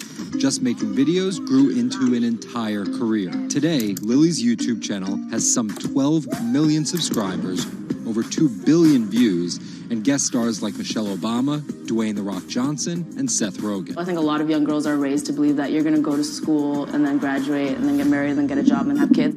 And Lily was on that path, all the way through a psychology degree at York University in Toronto. But when she started thinking about a career, I started to immensely panic and think something was wrong with me because I tried to figure out my life and it wasn't working in that straight line. It was 2010, and YouTube was only 5 years old. I thought nothing of YouTube. I was probably the last person in my circle of friends to discover YouTube. And I remember when I did, I thought, this is so strange. There's people making videos in their rooms, and other people are watching them. So she figured, why not give it a shot? I one day posted a video because I was sad, and I wanted to be creative and happy. She didn't know how to edit video or write scripts, so she winged it. It was so bad and so cringe, and my expectation was literally nothing. I was like, I'm gonna put this video up, a couple of my friends are gonna watch it, probably make fun of me, and that's gonna be the end of this. The second and third video came from, wait, 70 people watched my first one, can I get 80 to watch the next one? She kept creating, she kept posting, and the viewers kept coming. Lily had found an audience. A lot of the comments were, oh my God, there's a brown girl on YouTube. More specifically, Indian. Lily's parents immigrated to Canada from India, and Lily was born and raised in Scarborough, near Toronto. My home life was awesome. My parents, even though I portrayed them to be quite strict in my videos. Oh, Lily, wear the rest of your skirt, huh? I teach you like this, to walk around like this, showing everything to everyone. They actually aren't like that at all. They're pretty modern and pretty cool. Your dress is short. Don't know what for. And we're pretty lenient with me. I mean, I got away with a lot of things. I was a brat. I was a brat. She had a different idea of what she wanted out of life than other kids. In a grade school graduation slideshow, her classmates said they wanted to be lawyers and doctors. And then I came up and I was like, rapper. Making out with your friends, man. But then you say that you hate hoes. I could just feel my parents being like, why? Because that's just not something women really did in the Singh family. I know there was a ton of people that weren't happy about my birth being a female, so I think, and that's some real-ish, but it's a real thing. The best thing I could have done to prove to so many people that didn't want my mom to have a daughter was to become Superwoman. What up, everyone? It's your girl, Superwoman. It was the name of Lily's favorite hip-hop song by Lil Mo featuring Fabulous. I love the song so much because it was one of the only songs at the time that was an empowering female song, where Lil Mo's going on about, like, I will save guys with my superpowers, and I will save girls with my superpowers, and I am the Superwoman. I thought, this name that I've had for so long that empowered me when I was younger, I'm gonna make this my screen name. Maybe there should be a new series. Superwoman didn't just burst onto the scene overnight with a viral video. It was a steady climb fueled by hard work. The moment that I thought this is going somewhere and this could be a career was the first time I performed internationally. It was in India. And it was the first time where I was truly across the world and people knew my videos. Singh has transformed herself from a bratty kid to an internet personality to a media mogul. She starred in a feature film, A Trip to Unicorn Island, in 2016. And her book, How to Be a Boss, hit the New York Times bestseller list in 2017 while she was on a 30-city international tour. Lily started out with the goal of getting millions of subscribers and financial security. Hurry the hell up. But after surpassing those goals, success has new meaning. I've really come to terms with the fact that my definition of success is what's the best legacy I can leave behind. And it's not the number of views and the number of subscribers. It is the number of people that can say, this girl changed my life or changed something in my life positively.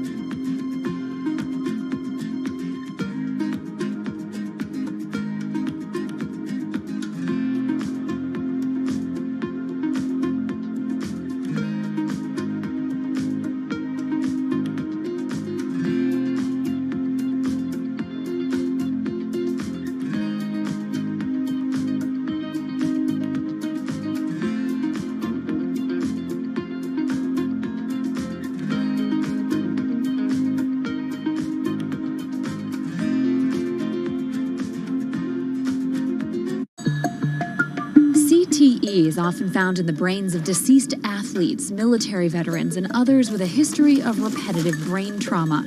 Hundreds have donated their brains to the VA Boston University Concussion Legacy Foundation Brain Bank. This is a former NFL player who died in his early 70s, and this is a veteran who also died in his early 70s. Dr. Ann McKee dissects these brains. The hippocampus and the mammillary bodies are very important for memory. I can see that they're slightly affected. McKee recently dissected the brain of former New England Patriots player Aaron Hernandez, who was convicted of murder and later committed suicide. You'll see right away that the brain is showing signs of shrinkage. You can see the crevices in the brain that you can't see in the normal. McKee says Hernandez's severe case of CTE impacted his decision-making, depression, and ability to control rage and aggression. Right now, she thinks we're underestimating how many people have CTE. We were able to distinguish between CTE and controls and CTE and Alzheimer's disease. The next question is, can we do this in the blood, and can we do this in living people? And we aren't there yet with those answers. But the need for a diagnosis in the living is motivating companies such as Quanterix in Lexington, Massachusetts, to work faster on technology that could diagnose concussions and CTE in as few as 30 minutes. Kevin Rosovsky is the CEO. It's like a high-powered microscope. And so by doing that, we can see little biomarkers that you couldn't see before in the blood. Quanterix received a grant from the NFL and just went public. Since then, its stock is up more than 40%. The company sells a machine called Simoa for $175,000 to other biotechs, hospitals, and researchers. And for the first time in history, we're able to see brain health in blood, and that's a major breakthrough, and that's leading to less invasive testing, and we've already been able to see evidence of concussions, and there's the beginning evidence of being able to see the accumulated effect of concussions. Quanterix is also trying to detect Alzheimer's disease, multiple sclerosis, and ALS. Rosovsky says he thinks diagnosing concussions will be easier than diagnosing CTE. Diagnosing CT in the living probably is a couple years away. We're real excited to see the progress, but reducing some of that work into actual tests in a laboratory takes time. There's regulatory approvals. There's a lot of red tape that you have to go through. Also in this race to diagnose CTE in the blood are Athlon Medical and Exosome Sciences. And New York's Mount Sinai Hospital is scanning for the disease in the living. But it's just one step in a series of questions for those with serious head trauma. There's still no cure for CTE. Even if we had a great idea for a treatment, there's no way to test whether it's effective or not. So that's the enormous advance that we'll get if we can develop a biomarker for this disease. In Boston, Ann Mostu, Bloomberg News.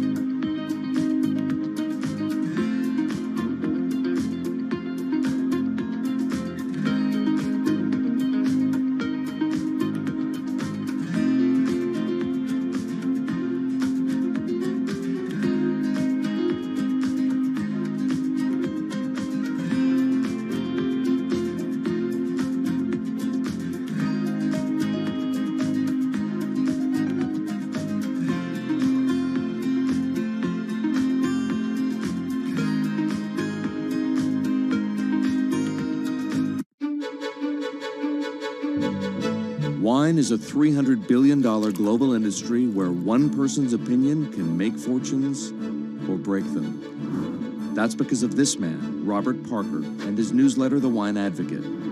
For 3 decades, he dominated as the world's most influential wine critic. Now Parker's protege is building an empire of his own. Antonio Galloni runs Venice. Antonio, tell me, what are you trying to build at Venice? Well, at Venice, we started with the idea in 2013 of building a world-class platform. We have a database of about 250,000 professionally written reviews. On Delectable, we have 7 million user reviews. Through Delectable, we also have a partnership with Whole Foods and several other partnerships that we can't announce just yet. And when you put that all together, what we have is something that no other company in our space can even come close to. Do you think of yourself as the next Parker? Not at all. Why? Because Steve Jobs said you can't live your life trying to be somebody else. So he's one of my biggest influences, and I've never wanted to be a replica of somebody else because a replica is never as good as the original. Bob is a genius, fantastic, one of a kind. We're going to be something completely different, and I have no desire to be some version of somebody else. Different in what way? Every decision that I've made at this company is completely anathemic to what Bob did with his company.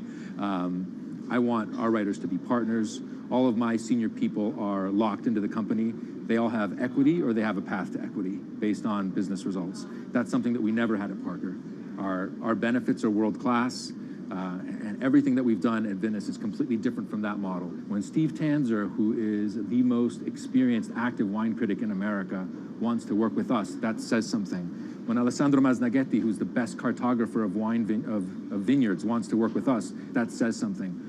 When Neil Martin, who's a superstar wine critic with enormous experience in Bordeaux and Burgundy and the former lead critic at The Advocate, wants to come and be part of our team, that says something. You make it sound like The Wine Advocate was a disaster as a company and a miserable experience as an employee. No, it was great because I got to work with Bob Parker when he was at his prime. You know, and Bob was like a second father to me, and we talked on the phone all the time, and he gave me great advice. Can anyone's palate dominate the wine criticism business the way Parker's did? And should anyone's palate dominate it the way his did? I just think the world is very different today. You know, I mean, it's just a totally different world. It's probably not healthy to have a single person dominating the world. It's not even wine criticism, it's the wine industry. Yeah, that's probably not the healthiest thing in the world. But I think that there's just such an opportunity right now with social media and technology to reach such a massive number of people that I think it's possible that 1 or 2 people will actually have more influence than Bob Parker did, because they will, again, this goes back to your first question, not trying to be a version of somebody else. You see this in sports all the time. It's like, oh, well, nobody will ever beat this record. And then somebody comes along, you know, it's like tennis, Pete Sampras. Nobody's ever going to win as many Grand Slams. Now you have 2 guys who are ahead of that and 1 knocking on the door. And so I think a lot like that. You're a former investment banker. How does that inform and influence what you're doing and what you've done? My generation has had to deal with a lot more challenges. That's why I think we're actually much better poised for the future. My first job in finance, the first thing that happened was long-term capital, 1998. Then the tech bubble melted down. Then there was a mutual fund trading scandal. You know, that was all like within about 5 or 6 years. And these are the things that I had to deal with as a young executive. My peers who were 20 years older didn't know how to manage in crisis. They'd only seen Black Monday. They'd just been in a big bull market. It's very different. So I'm very lucky. People of my generation or a little bit younger have actually had to deal with a lot more crises. I think that's actually good for learning how to cope with challenges in business. From the outside, it kind of looks like you're trying to demolish the house that Parker built, right? You left The Wine Advocate. Yeah. You merged with one of his chief rivals. Yeah. And you just hired his successor, Neil Martin. Mm-hmm. So are you? I think what that says is that all the best people want to work at our company. And that's really what we strive to create starting in 2013. We wanted to create a world-class company that would attract the best-in-class talent, and not just on the content side, on the technology side, on the digital side, our office, and at every level, what we're trying to, we only hire superstars, and we're looking for those superstars.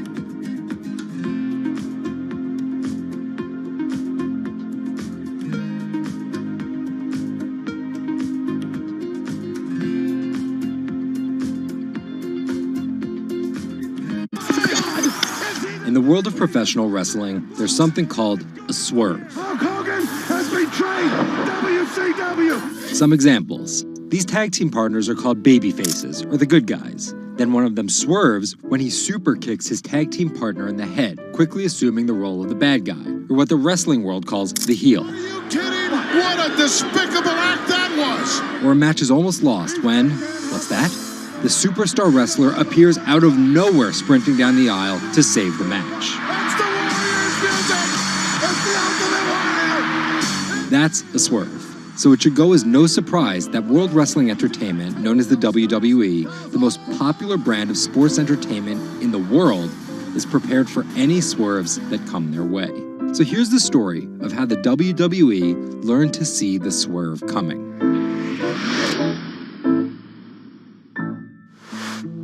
So I spoke to Bloomberg reporters Felix Gillette. I'm a writer for Bloomberg News for the global business team. And Kim Basine. And I'm the U.S. luxury reporter at Bloomberg. To find out exactly how the WWE is positioning itself for an all-out global invasion, which starts with a massive change to their lucrative pay-per-view model. WWE basically pioneered the pay-per-view model on cable. I remember as a kid, when the pay-per-view events came up, all of our friends would scramble around and try and get one of the parents to pay for it. But in 2014, they took a huge risk. They saw a little bit sooner than some of the other entertainment brands that where this whole thing was moving was away from cable and satellite television and towards on-demand streaming video apps. They made this risky decision, in essence, cannibalizing that pay-per-view model, which they had essentially built. And after some early turbulence, it's working. Roughly 1.5 million people are paying $9.99 a month for the WWE app, making it the fifth most popular streaming OTT service. This adapt-or-die approach is in the WWE's DNA. Over the past 30 years, the company always seems to think 2 steps ahead.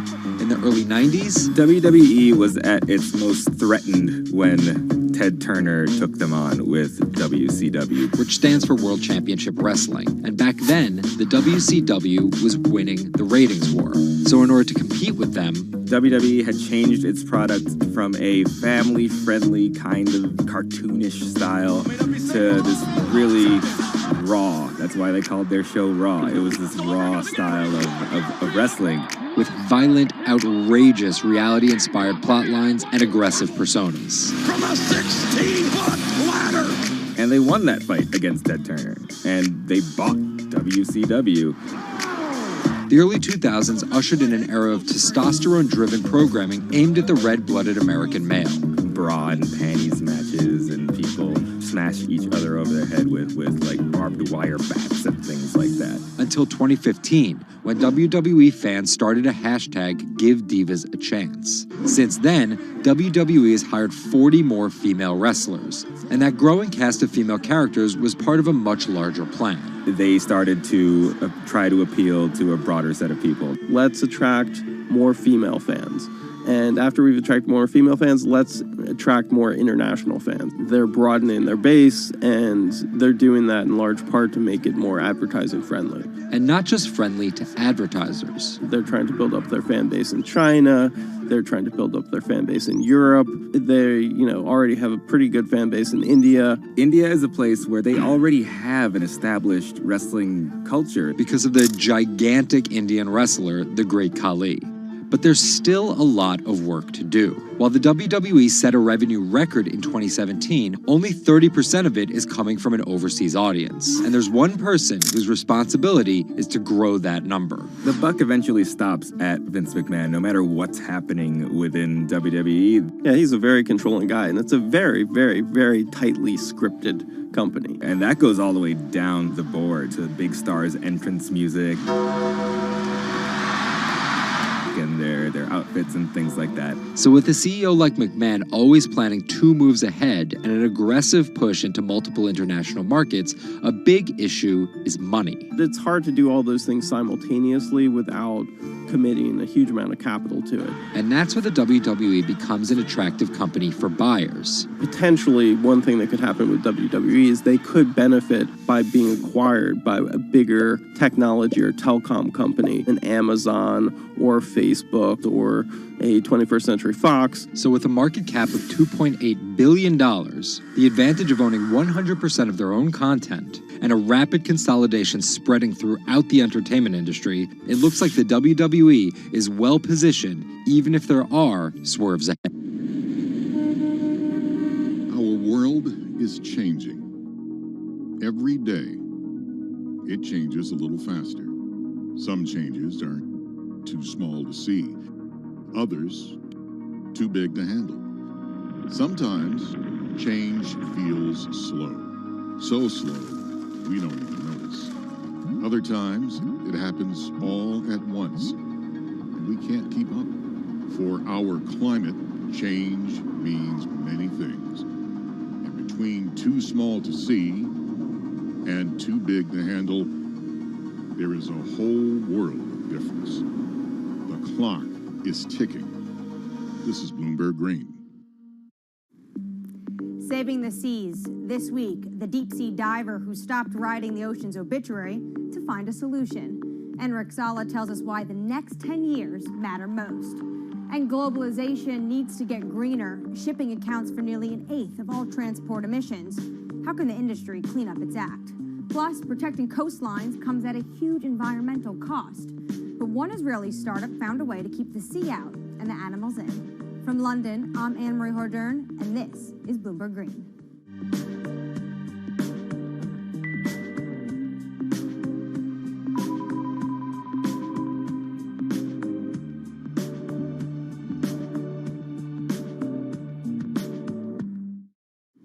After more than a decade of studying the ocean as an academic, Enric Sala realized he was writing the ocean's obituary. He quit his job and became a full-time conservationist. As an in-house explorer for National Geographic, he's clocked more than 5,000 open water dives. He's also founded Pristine Seas, a project that combines exploration, research, and media to lobby countries to protect their oceans. To date, it has helped create marine reserves equivalent to half the size of Canada. I spoke to him about his mission and why it's so urgent. The state of the world's oceans is really bad. We have lost 90% of the large fish in the ocean. Sharks, groupers, cod, tuna. More than half of the fish stocks are overfished, which means that we are taking them out of the water faster than they can reproduce. More than half of the ocean is affected by industrial fishing, and global warming is killing coral reefs all around the world. The ocean is in a trajectory of decline.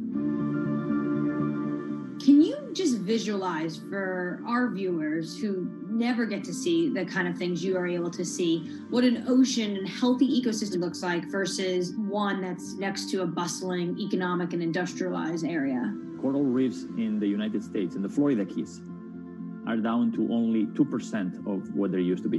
Before, 80 to 90% of the bottom on a coral reef in the Caribbean was covered by live coral. Now, Florida Keys have only 2%. The average in the Caribbean is about 5% of the bottom covered by live coral. The rest is covered by slime and seaweed. And most of the fish you can see are this big. And it is very, very rare that if you jump into any place in the Caribbean at random, you see a shark. It's very, very rare. Now, let's go to Millennium Atoll, for example. An atoll that is uninhabited and fished south of the equator in the Central Pacific, belongs to the Republic of Kiribati. 2009, we conducted the first underwater expedition to this island, and I still remember the first time. Jumped over the side of the boat, and as soon as the bubbles cleared, I was surrounded by 15 gray reef sharks. After a couple minutes, the sharks decided that we were boring, and they went back to do their thing. And you look down, 90% of the seafloor is covered by thriving coral, and it's full of fish, and a sea turtle comes by. Now, this abundance that we rarely see anywhere except in well-managed marine reserves. This is what the ocean used to be like, and this is what we have learned from going to these pristine places. And you write in your book that you're writing the obituary of ocean life. What's the cure? The cure is doing less harm. Basically, there are three things that we are doing to the ocean. One is we are taking fish out of the water faster than they can reproduce. Two, we are turning the ocean warmer and more acidic because of man-made climate change. And three, we are throwing in everything that we don't want, our waste and our plastic. We need basically to reverse these trends. Does this mean that a lot of this falls to governments and their policies? That's a big part of it, because it is governments that regulate fishing and mineral extraction and oil extraction. It it is governments that have the legal authority to create large marine reserves in the ocean. But also, local communities have an important role to play because some of the most successful protected areas in the ocean are community-led and community-managed marine reserves. So when the fish come back, the divers come in. And that creates huge economic opportunities through ecotourism. These areas that are managed by communities are very successful because the communities have a vested interest in having as many fish as possible inside them so they can enjoy the benefits. What from the pandemic has changed your view when it comes to protection of the environment? Nature has given us a very strong signal of how fast it can recover if we just give it space. Everybody was fascinated by all these videos of the whales and the dolphins coming into marinas and mountain lions on the streets of Santiago in Chile, wild goats in the UK. Nature has this extraordinary ability to bounce back if we just give it space. This is why we need to protect at least 30% of the planet by 2030. How do healthy marine ecosystems help in the fight against climate change, though?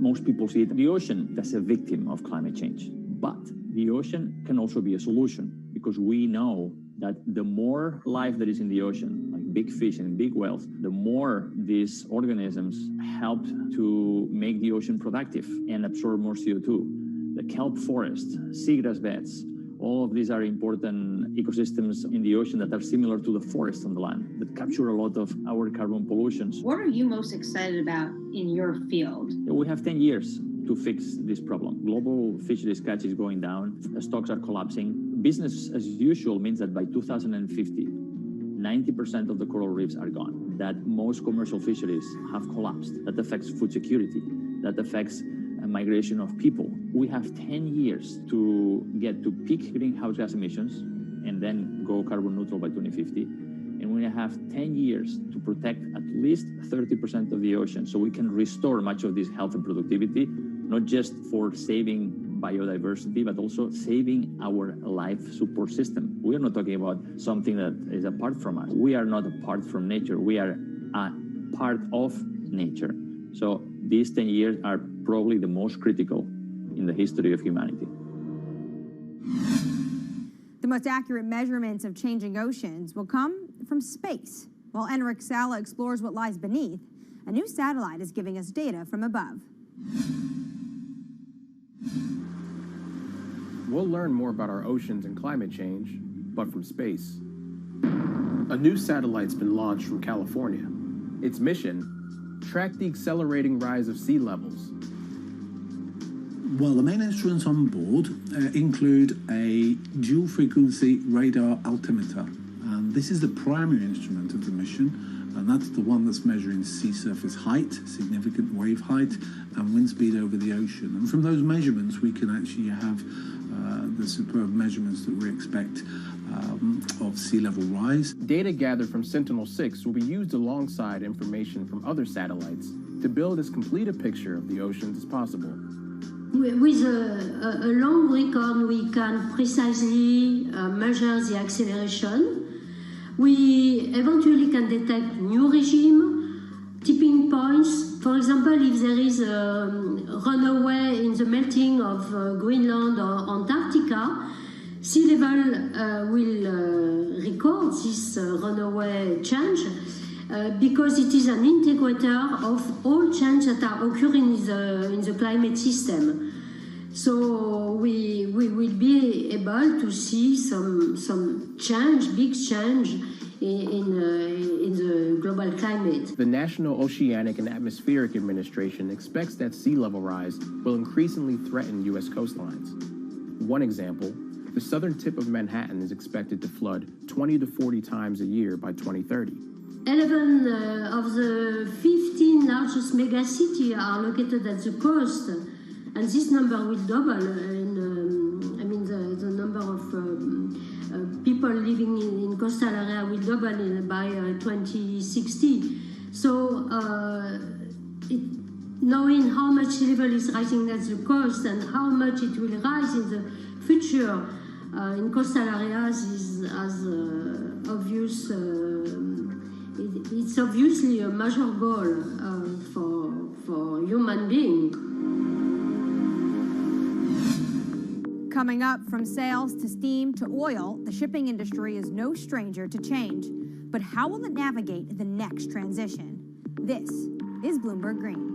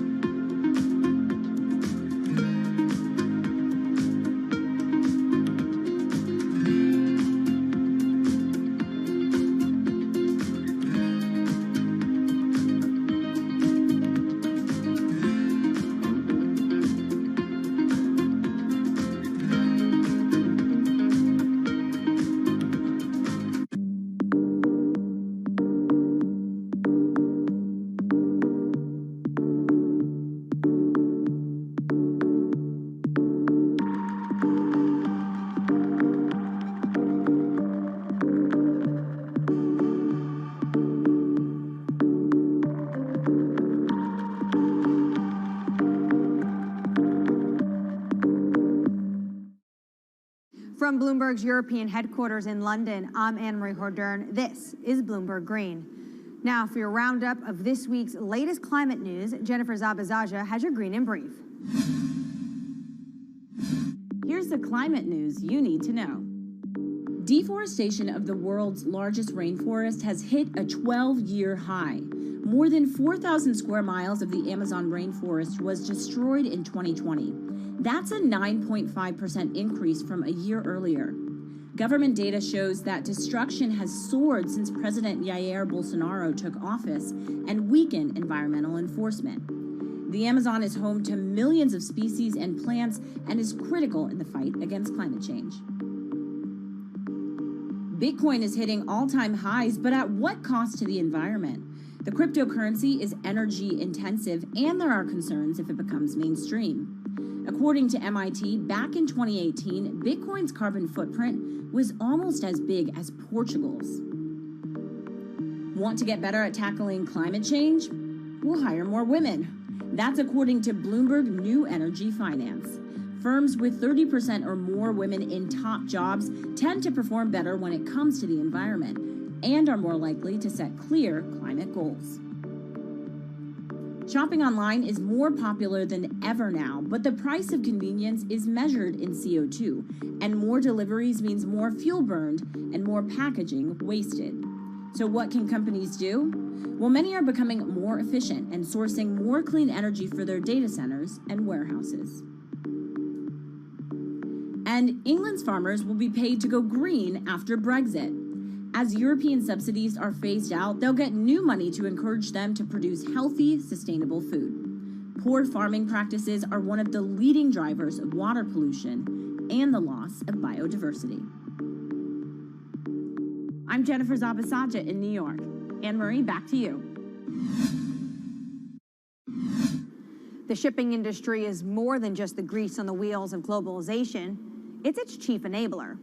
11 billion tons of goods are transported by ship each year, the biggest contributors being 2 billion tons of oil, 1 billion tons of iron ore, and 350 million tons of grain. According to the International Chamber of Shipping, 80% of Europe's imports and exports happen over the seas.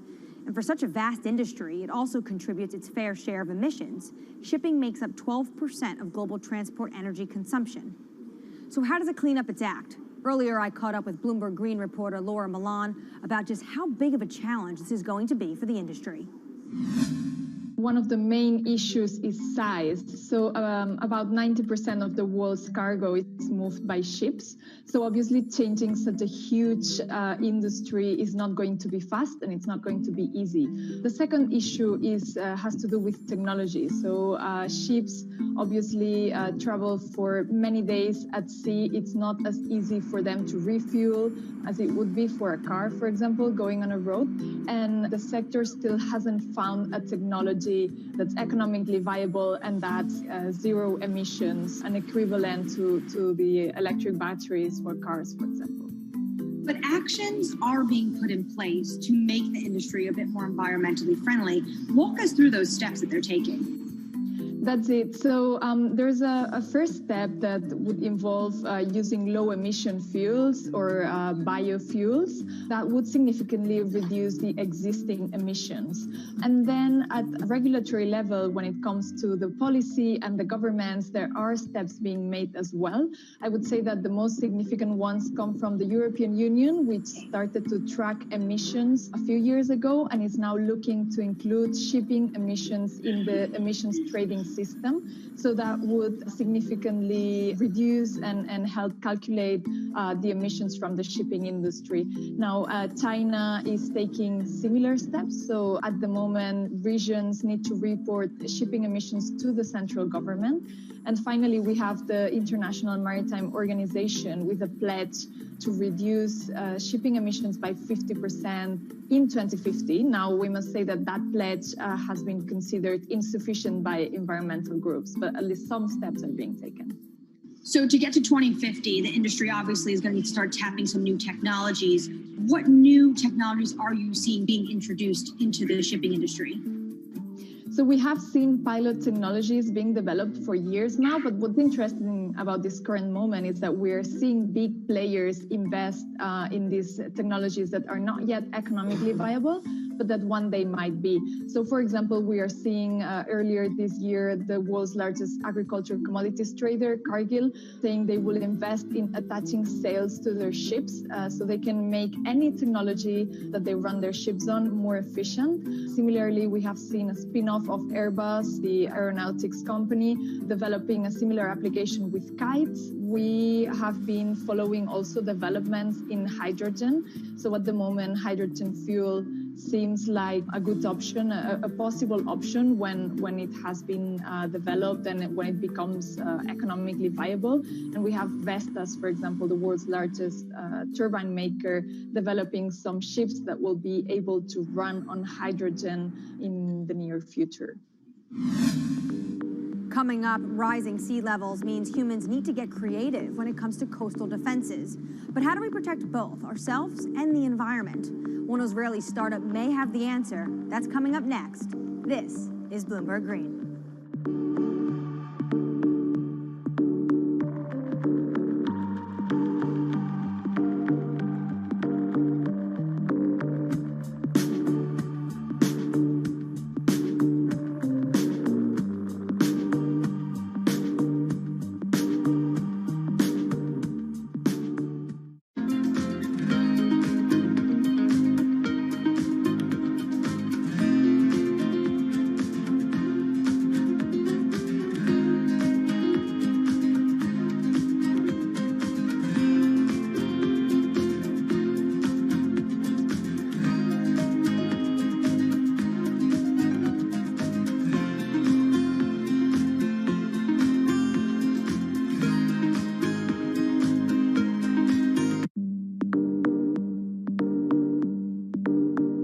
In London, I'm Anne-Marie Hordern. This is Bloomberg Green. After water, what's the resource that humans use the most? It's concrete, 3 tons a year for every person on the planet. And engineers estimate it's used twice as much as all other building materials combined. And it comes with a huge environmental cost. Concrete, not just in cities, it's a common feature on our coastlines too. And that's taking a toll on biodiversity. But one Israeli startup has found a way of making sea defenses stronger and encouraging life to thrive.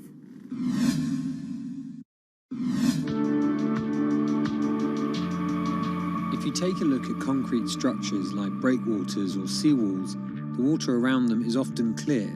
That's not actually a good thing, because it means there's no life.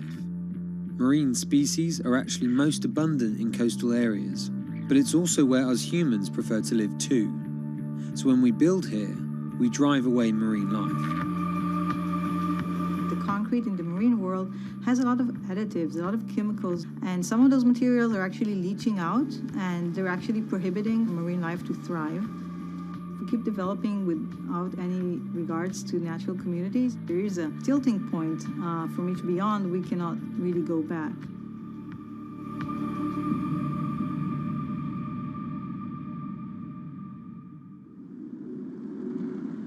In the coastal city of Tel Aviv, an Israeli startup wants to revolutionize our urban coastlines.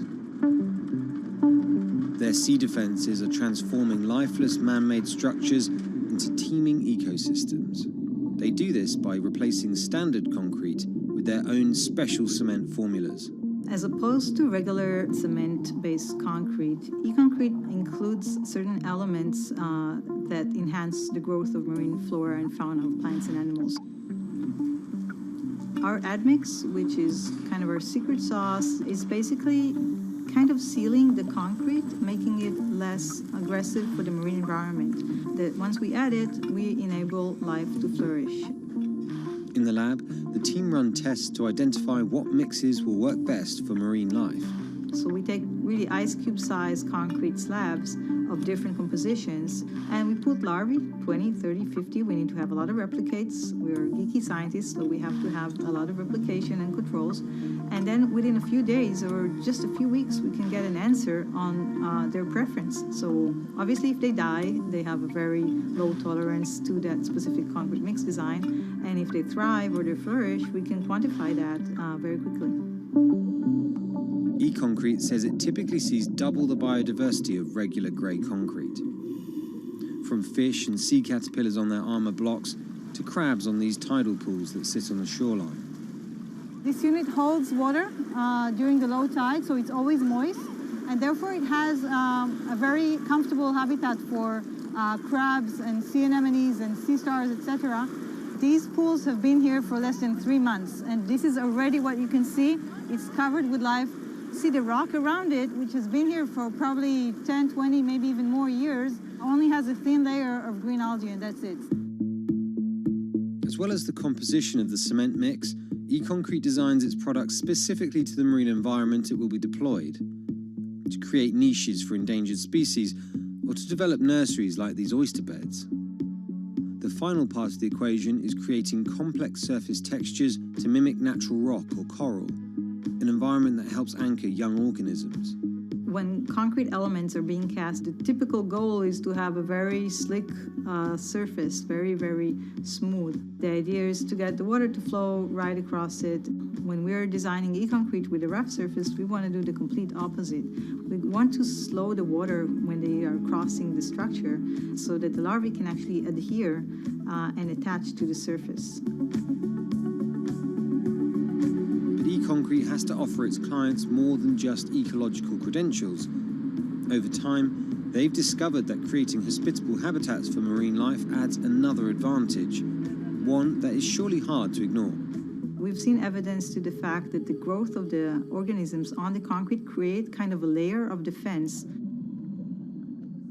Just the addition of weight, we can actually gain stability and strength over time. This is let's say the unit when we put it in the water.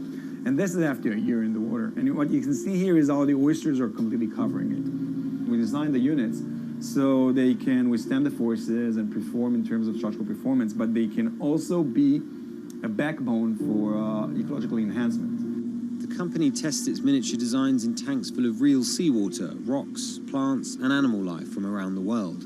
What we're looking for is the accumulation of calcium carbonate on the surface of the concrete of different mixes and different designs. This is the process that we call biogenic buildup. So with time, we get a buildup of calcium carbonate that is sourced from marine organisms on the surface of the concrete. And we actually encapsulate the concrete with a natural rock. So when the organism die, in the case of a coral, it will die, and then another coral will sit on it, and that's how a reef is growing. The hope that our man-made structures could become stronger over time also means better economics. The units require less maintenance and could therefore stay in the water for longer. E-concrete, though, is just a few years old, so it needs more time to really quantify the longevity of its products. But the company are certain their products are better for the environment, and not just in terms of improving biodiversity. We're kind of trying to offset some of that immense carbon footprint of the concrete industry. Construction is responsible for about 11% of global carbon emissions. By adding a biological crust to their products, e-concrete prevents some CO2 from being released into the atmosphere. For every kilogram of calcium carbonate being created by those marine organisms, we're offsetting 120 grams of CO2. So think about building a port infrastructure or a city waterfront that is an active carbon sink. I think that's a great advantage of the technology.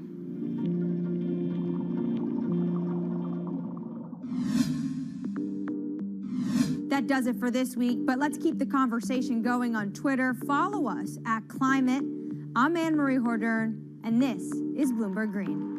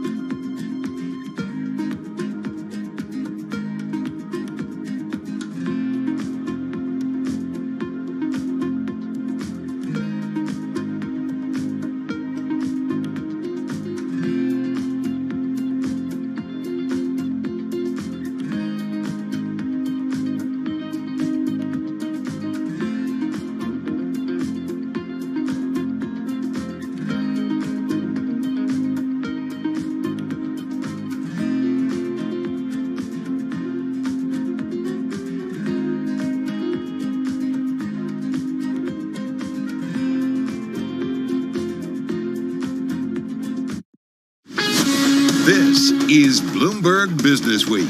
Insight from the reporters and editors who bring you America's most trusted business magazine. Plus, global business, finance, and tech news as it happens. Bloomberg Business Week with Carol Masser and Bloomberg Quick Takes Tim Stenovic on Bloomberg Radio. All right, not like you have to check your calendars, but it's Friday, everyone. It is, finally. Finally. We were saying, just getting ready to kick off this show. It's been this weird week. We've had planning meetings where we're like, okay, got that covered. And then we're like, what are the other big stories? It's just been weird. Well, one big story right now is the markets. Oh, my God. Up, down, up, down. You and I were just counting. I think we're at about a 600-point swing on the Dow Jones Industrial Average. We are up near our highs of the day, though, on that equity trade. So we're going to talk about that. We're going to talk about U.S. job growth surging past estimates. And that's what the markets have been trying to figure out. What does that number mean? And what does it tell us? All right. We've got lots to cover over the next 3 hours. Yes, it's Friday. And yes, it means it's time for Charlie Pellet. Hi, thank you very much. Happy Friday to you both and to all of our listeners. We do have an update on Wall Street, as you have been mentioning. Before I get to the numbers, do want to begin with a developing story in New York State. The New York Senate has approved a bill to strip Governor Cuomo's emergency powers. Developing story there. The vote moments ago, but the New York Senate approving a bill to strip Governor Cuomo's emergency powers. Dip buyers emerged after a fresh bout of selling took the NASDAQ 100's drop from a record past 10%, fueling a rebound in mega-cap tech shares. Most major groups in the S&P 500 index advanced. NASDAQ Composite Index up more than 1%. Giants Amazon and Apple erasing their losses. The NASDAQ NASDAQ 100 index up by about 0.9%. So here's where we stand right now. NASDAQ up 97 points. The S&P 500 index up 45, higher by 1.2%. To tell you what kind of a day it was, the S&P at one point was down by 1%. The Dow is up 388 points right now, higher by 1.3%, and the 10-year yield 1.55%. Gold higher, a little changed, up by just over $1 now at $16.98 the ounce. West Texas Intermediate crude back above $66 a barrel here in New York. 66.03 on WTI, up now by 3.5%. So again, recapping, a Friday rally underway, turning around a losing week. S&P up now by 47, a gain of 1.3%. I'm Charlie Pellet. That is a Bloomberg Business Flash. One of those days, Charlie, you look away for a few minutes and the market could go in the other direction. And that is the perfect reason to keep it locked into Bloomberg Radio. Just for you and for Tim and for me and for everybody else. All right, Charlie Pellet, thank you so much. It is now time for the Market Drivers Report. And let's set the Business Week agenda on this Jobs Friday. With us, Yelena Shuletieva, our senior U.S. economist at Bloomberg Economics on the phone in Long Island. Dave Wilson, stocks editor at Bloomberg News on the remote access in New Jersey. Dave, we got to start with you. Up, down, man. We have seen this a lot over the last week or two when it comes to the equity trade. Yeah, we have. And, it is a pretty noteworthy recovery that we've had really over the past couple of hours. And you could argue that, Charlie Pellet mentioning the 10% plus decline in the NASDAQ 100, maybe that was a trigger point. Who knows? We're kind of in a lull period now, really, in between earnings seasons, you might say. Practically all the companies in the S&P 500 have reported their fourth quarter results, and now we wait for the first quarter. And clearly you had the jobs report kind of setting the tone early on, and things kind of fading and, snapping back. And now basically all the main industry groups in the S&P 500 are higher. Consumer discretionary, though, that sort of umbrella category for retailers and home builders and automakers and the like, kind of tailing off in the last couple of minutes and turning lower. But other than that, it's a pretty broad-based advance we're seeing. Yeah. Well, speaking of that jobs number, payrolls increasing 379,000. January being revised by 166,000. The expectation for February was 200,000. So it was a big beat there. Yelena, come on in here. What is the signal that is sending about the recovery? How are we doing? We're doing great. I think the report just reaffirms that vigorous growth is returning, and the economy reopens from the lockdowns, and that means we will see even stronger growth in the months ahead. So our preliminary forecast for March is around 650,000, and probably stronger in the coming months. So, which is exponential growth, right, Yelena? Like, this is the point. I know Neil Dutta had a note out, not surprising. He said that we could see, a 600 or 700, a strong print in the months to come as the economy bounces back. Absolutely, until it kind of phases out to a more sustainable pace of growth. I think we will need to see something like 450 to 500,000 a month, so that we can get back to the pre-pandemic levels by the end of next year. So we do need to see really strong prints in the months and a year ahead to get back. So while we will see GDP growth returning to pre-pandemic levels probably by the middle of this year, we will not see the same for the jobs market. That will take longer because there has been some scarring. Right. And while some industries are reopening, others are still lagging progress. Well, Yelena, that's what I wanted to ask you is, what do we know about, there's the big numbers, right? The overarching numbers when it comes to that monthly jobs report. But then we get reads on minorities. We get reads on men versus women. We get reads on different sectors, government sectors. What are we seeing when we start to kind of really dig into those data points? Well, you're bringing a really good point. So ahead of the International Women's Day on Monday, I would like to give you one statistic. So if you look at the unemployment rate by gender, you will see that the women's unemployment rate is 0.2 lower than men's. But in fact, if you adjust for participation, which was a much more abrupt decline in participation among women because of, childcare responsibilities and across occupations, you will see that the unemployment rate is actually 0.6 percentage points higher if you adjust for participation. So that is clearly hurting women much more than men at this point. Hey, Dave, come on in here. I'm looking at a chart of the NASDAQ right now, and it looks like it's just a V. It looks like that traders saw that there was a sell-off, and then they went in and they bought the dip. Is this what we are going to be seeing from here on out? It feels very familiar. Well, it does, because, we kind of saw it on the way up over the last couple of years or so, people being willing to step in and buy when things looked like they'd fallen too far. Now, whether you see more of that, who knows? It really becomes a matter of confidence at this point. Do you get the kind of economic numbers, let's say, from here that would give people a sense that, companies are going to be doing better down the line? And, you have to think ahead to when the first quarter results start arriving in the middle of April. Are they going to confirm the profit growth that analysts are anticipating and maybe deliver more? We've certainly seen that in the second, third, fourth quarter results from last year in terms of smaller declines in profit than analysts were anticipating.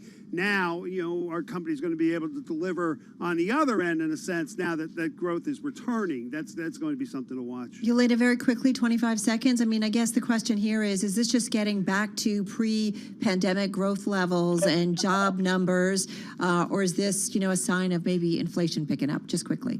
No signs of inflation. We will see inflation picking up because of base effects and because of some supply shortages. But this is not fundamental inflation that the Fed needs to see to start tightening policy. That is far ahead of us. All right, good stuff, guys. Thank you so much. Dave Wilson, stocks editor at Bloomberg News, will be back along with his chart and stock of the day. Yelena Shaletyeva, our senior U.S. economist at Bloomberg Economics, breaking down that jobs report. Let's break down the Bloomberg Business Week bite of the day, one number that tells us a lot, Tim. And today, easy number, 100. Right, that's the number of Boeing 737 MAX jets back in service. It's topped 100 as airlines in the U.S., Brazil, and Europe add more flights with the recertified jet. More than 1,300 flights were logged in the week through March 3rd, with American Airlines operating almost 400 flights.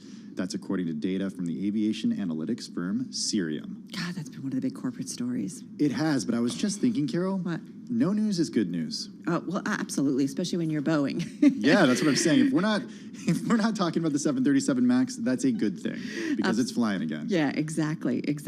Hey, folks, coming up, we're going to talk a little bit more about the labor market. We've got the CEO of Career Builder. We'll talk about what jobs are in demand. Jamie Metzl is back over at the Atlantic Council. He worked with the State Department. He's got some very strong words when it comes to COVID in China. And we're also going to be talking a little bit about Clubhouse and venture capital. All that and more coming up. Clubhouse isn't where you go on a Friday or Saturday night. Not where I go. Well, you could be virtually. Maybe during the pandemic. All right, let's get to world and national news. Over to Nancy Lyons in D.C. Hey, Nance. Hey there, Carol. Senate Majority Leader Chuck Schumer is pledging the chamber will power through the arduous final process of getting President Biden's $1.9 trillion stimulus bill passed. He's brushing off concerns of deficit hawks who worry that it's just too big. My colleagues on the other side of the aisle say $1.9 trillion is too expensive. Well, my Republican colleagues didn't think it was too expensive when they gave nearly the same amount in tax breaks to corporations and the ultra-rich in a healthy economy. Minority Leader Mitch McConnell faults the package for being filled with, quote, a parade of left-wing pet projects. A new Pew Research study released today finds during the pandemic about 40% of upper-income adults in the U.S. said their financial situation had improved. That compares with nearly a third of their lower-income counterparts who say their finances have worsened. Legislation covering gun sales will be taken up next week by House lawmakers. Bloomberg's Amy Morris with the latest. The bill requires any firearm transfer to be conducted through a licensed dealer, requiring a background check and closing the gun show loophole. Another bill would close the Charleston loophole by preventing a gun sale if the background check isn't done in 3 days. The House Rules Committee takes up both bills on Monday. Michael Bloomberg, the founder and majority owner of Bloomberg LP, the parent company of Bloomberg Radio, is a donor to groups that support gun control, including Everytown for Gun Safety. In Washington, I'm Amy Morris, Bloomberg Radio. Global news 24 hours a day on air and on Bloomberg Quick Take, powered by more than 2,700 journalists and analysts in more than 120 countries. I'm Nancy Lyons. All right, Nance, thank you so much. You're listening to Bloomberg Business Week. Our weekend show, it is up, and among our highlights from the past week was a go-to voice when it comes to COVID. We're talking about the Northwell Health CEO, Michael Dowling. We caught up with him, and here's a little clip of the interview on what he expects when it comes to things reopening and getting back to quote-unquote normal. I think that it will be a slow process, be incremental. I think we'll be in a pretty good situation by October, November is my guess. Once we get everybody vaccinated, hopefully by July, August. You should see Tibbs' face. You should see Carol's face. The two of us. We're just like, wow. But I think we got to be a little bit practical here because we're going to be different. The economy is going to come back in a different way. The use of technology and the changing nature of work that has evolved as a result of COVID is going to make everything different. People now realize that they don't have to be coming to the office every day to be effective and productive, that they can be working remotely. And that's going to affect every business, not just healthcare, but every single business. And I do think the economic implications of COVID, that businesses that will be less robust now, some businesses not coming back at all, that the economic implications of COVID, I think, will even be more difficult and more long-term than actually dealing with COVID itself. All right, that's Northwell Health CEO Michael Dowling. We love talking with him because you got to keep in mind the first case of COVID-19, the New York Metro, was at his hospital system. The first COVID vaccine in the U.S. was given out at his hospital system. But man, you and I were both picking up our jaws off of the floor because you were like, October, November? Well, look, it comes the same week that we saw several states roll back restrictions, mask restrictions, Mississippi and Texas. And at the same time, here in New York City today, the easing of restrictions is happening right now. On Twitter earlier today, people were sharing images of an alert that they got from AMC that says, hey, we are back and you can come to the theaters. Everybody was talking about that. There's a great story on the Bloomberg. We'll talk about it with our next guest about one of our team members who got both viruses, both Pfizer vaccines rather, and still got COVID. This is Bloomberg.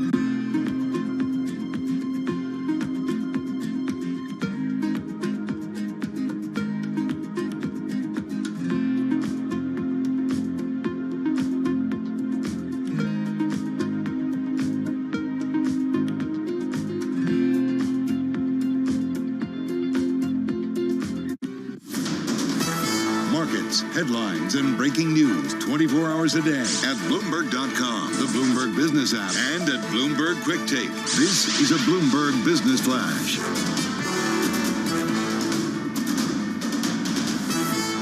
Bloomberg World Headquarters, I'm Charlie Pellet. Dip buyers have emerged after a fresh bout of selling took the NASDAQ 100's drop from a record past 10%, fueling an afternoon rebound in mega-cap tech shares. Right now, we've got the NASDAQ 100 index up by 0.8%. NASDAQ Composite Index off session highs, up though by 0.6% right now. S&P 500 index up 1.2%, higher by 44 points. The Dow's up 373 for the Dow Jones Industrial Average, a gain right now of 1.2%. 10-year yield, 1.55%. Gold is up 1.1%, $16.98 the ounce, up by about 0.1%, while the price of crude, West Texas Intermediate crude, picking up 3.3% now, $65.95 a barrel. Again, the 10-year yield, 1.55%. S&P up 41, a gain of just about 1.1%. I'm Charlie Pellet. That is a Bloomberg Business Flash. All right, Charlie, thank you so much. You're listening to Bloomberg Business Week. Just a heads up, we are monitoring and expecting President Biden to make some comments about the economy, so we will be monitoring and take you there live when that begins. When it comes to COVID, though, there are several stories, Tim, that are certainly on our radar about the virus and also about the vaccine. One is among the most read on the Bloomberg today. It's about a Bloomberg opinion editor who tested positive for COVID-19 even after receiving both doses of the Pfizer-BioNTech vaccine. This can happen. And then we've got the story about how states are giving in to the lure of reopening, defying health warnings, which has caused even one governor to say unmasking is almost a macho thing. I mean, this is our backdrop. Yeah, it's the backdrop. We're a year into this pandemic, and Dr. Ian Lustbader is Clinical Associate Professor of Medicine. He joins us on many Fridays from the NYU Langone Medical Center, joining us from New York City. Dr. Lustbader, what do you make of this story about our colleague who got both doses of the Pfizer vaccine but still found herself infected with COVID? Happy Friday, Tim and Carol. Sorry. Happy Friday. Very, this is interesting. I've definitely seen a number of patients who, in between their first and second shot, have tested positive and have had mild COVID symptoms. And fewer patients really, after their second shot, get it. Now, part of it depends on the timing. In other words, we do know that even after the second shot, you do need approximately 2 weeks to really get the full 95% protection.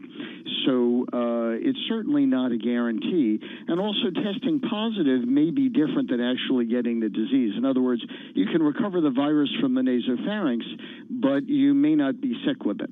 And I just want to note for our listeners who haven't yet read this story, she does have mild symptoms right now and compares them to if it were just a cold. So that's good. Yes, exactly.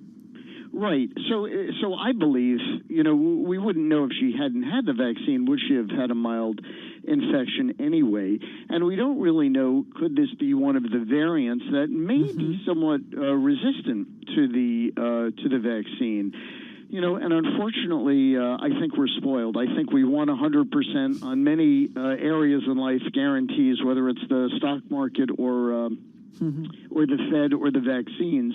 But I am happy with the 95% numbers, and we're certainly seeing a drop in the number of hospitalizations. So I think we have to proceed ahead, and I think most people would be okay with sort of the common cold symptoms that people do get for many kinds of coronaviruses, not just COVID-19. And a little perspective, this story, Ian also talks about that there's only one vaccine that has been proven to provide so-called sterilizing immunity, which is basically, protection that just completely blocks a virus from infecting you, and that is smallpox.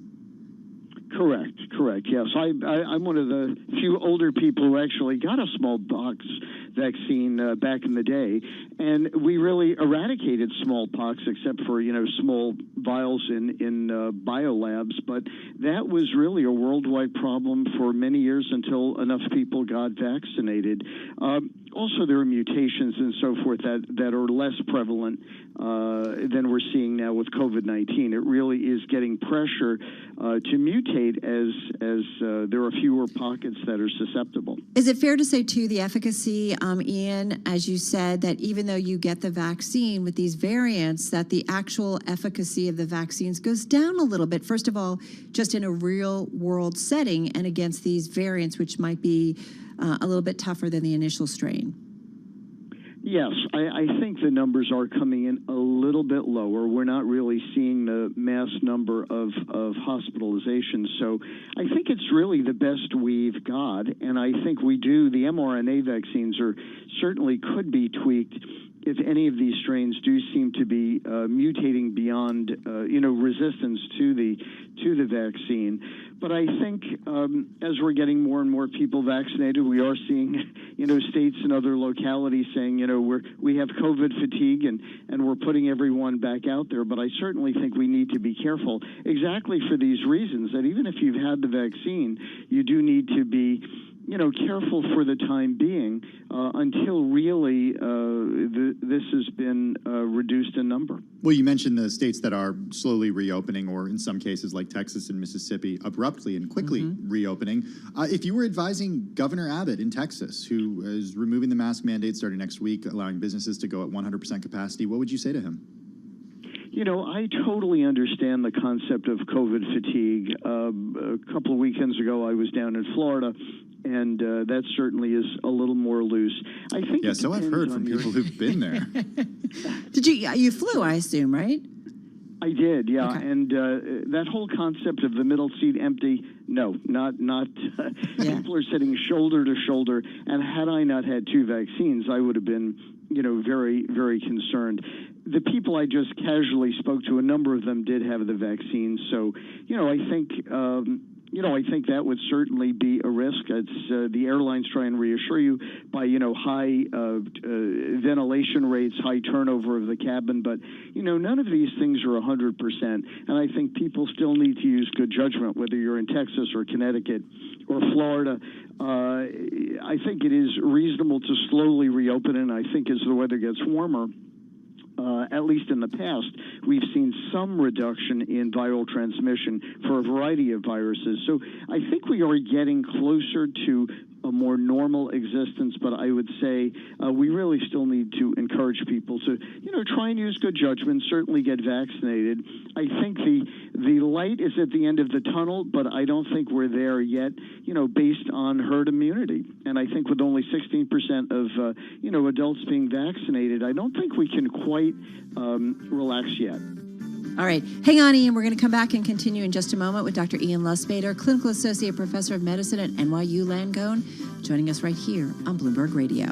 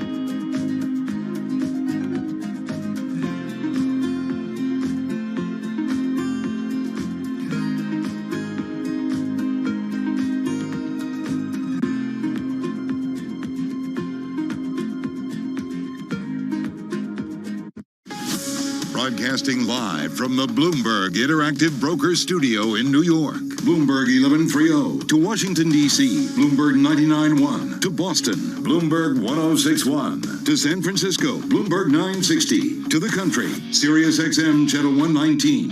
And around the globe, the Bloomberg Business app and BloombergRadio.com.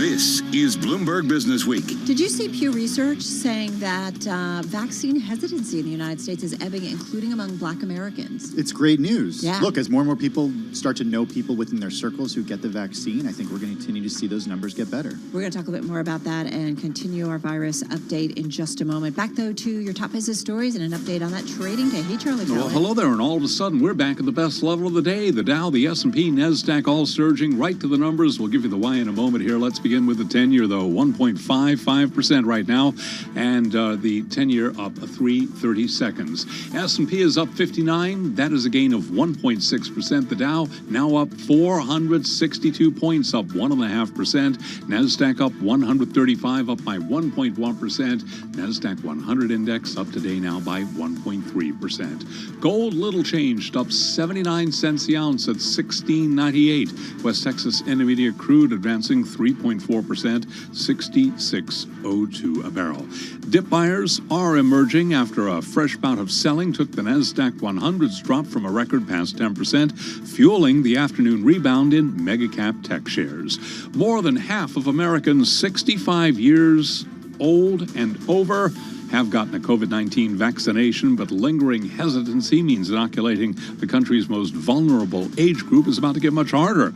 At least 27.5 million of the 54 million Americans in that age group have received at least one dose, according to the latest update from the Centers for Disease Control and Prevention. Dr. Andrew Pekosh is a professor of molecular microbiology and immunology at the Johns Hopkins Bloomberg School of Public Health. He says he is encouraged by the number of people who are willing to get shots. When you look at the vaccine acceptance polls that are out there, I still have some hope that by being able to immunize the adult population, specifically 18 and older, we could have a path to getting to that level of herd immunity that would really tremendously reduce the amount of cases that are here. The Johns Hopkins Bloomberg School of Public Health is supported by Michael R. Bloomberg, founder of Bloomberg LP and Bloomberg Philanthropies.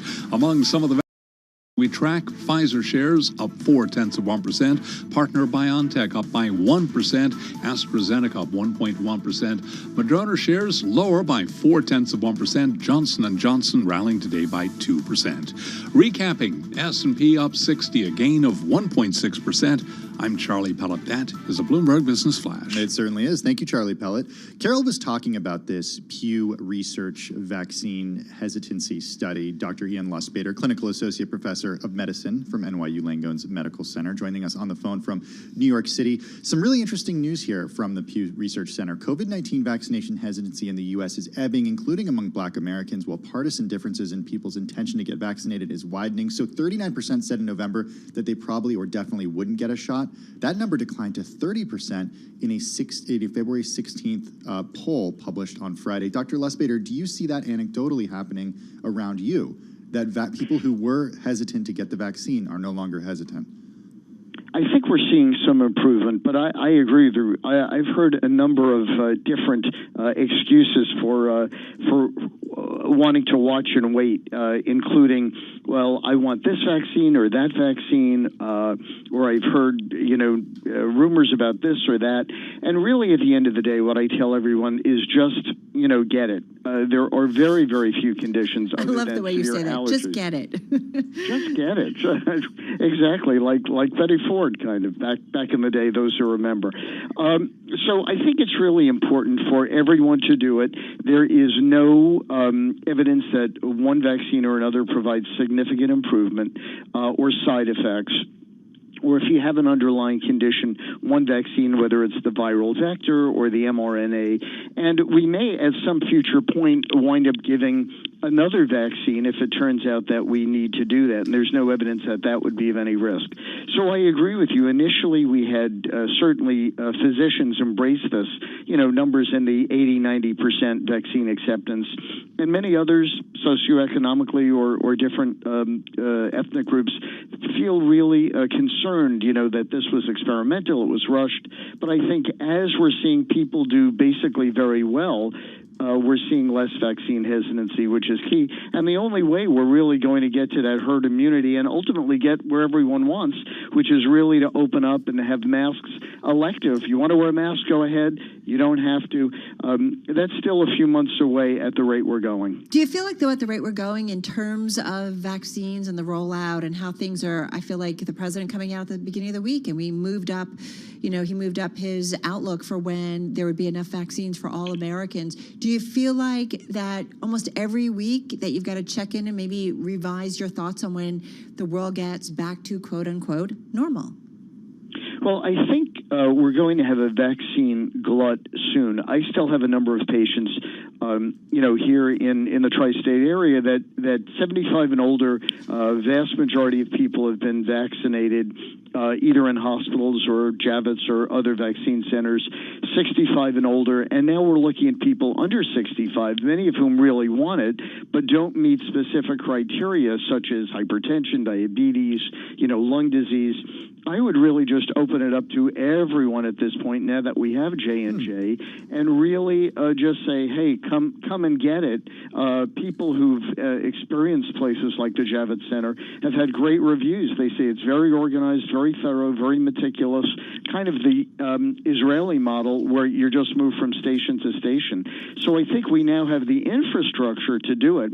And if it were me, I would open it up to everyone instead of people having to really search for different sites that have leftover vaccine at the end of the day. Hey, listen, we got to run. Dr. Ian Lustbader, thank you so much over at NY Landgo. We do want to take you to the Roosevelt Room at the White House. President Biden giving an economic update. It is a playback from some earlier comments. Let's listen in. 100,000 small businesses. All those empty storefronts aren't just shattered dreams. They're warning lights that are going off in state and local budgets that are being stretched because of the lack of tax revenue. And some of last month's job growth is a result of the December relief package. But without a rescue plan, these gains are going to slow.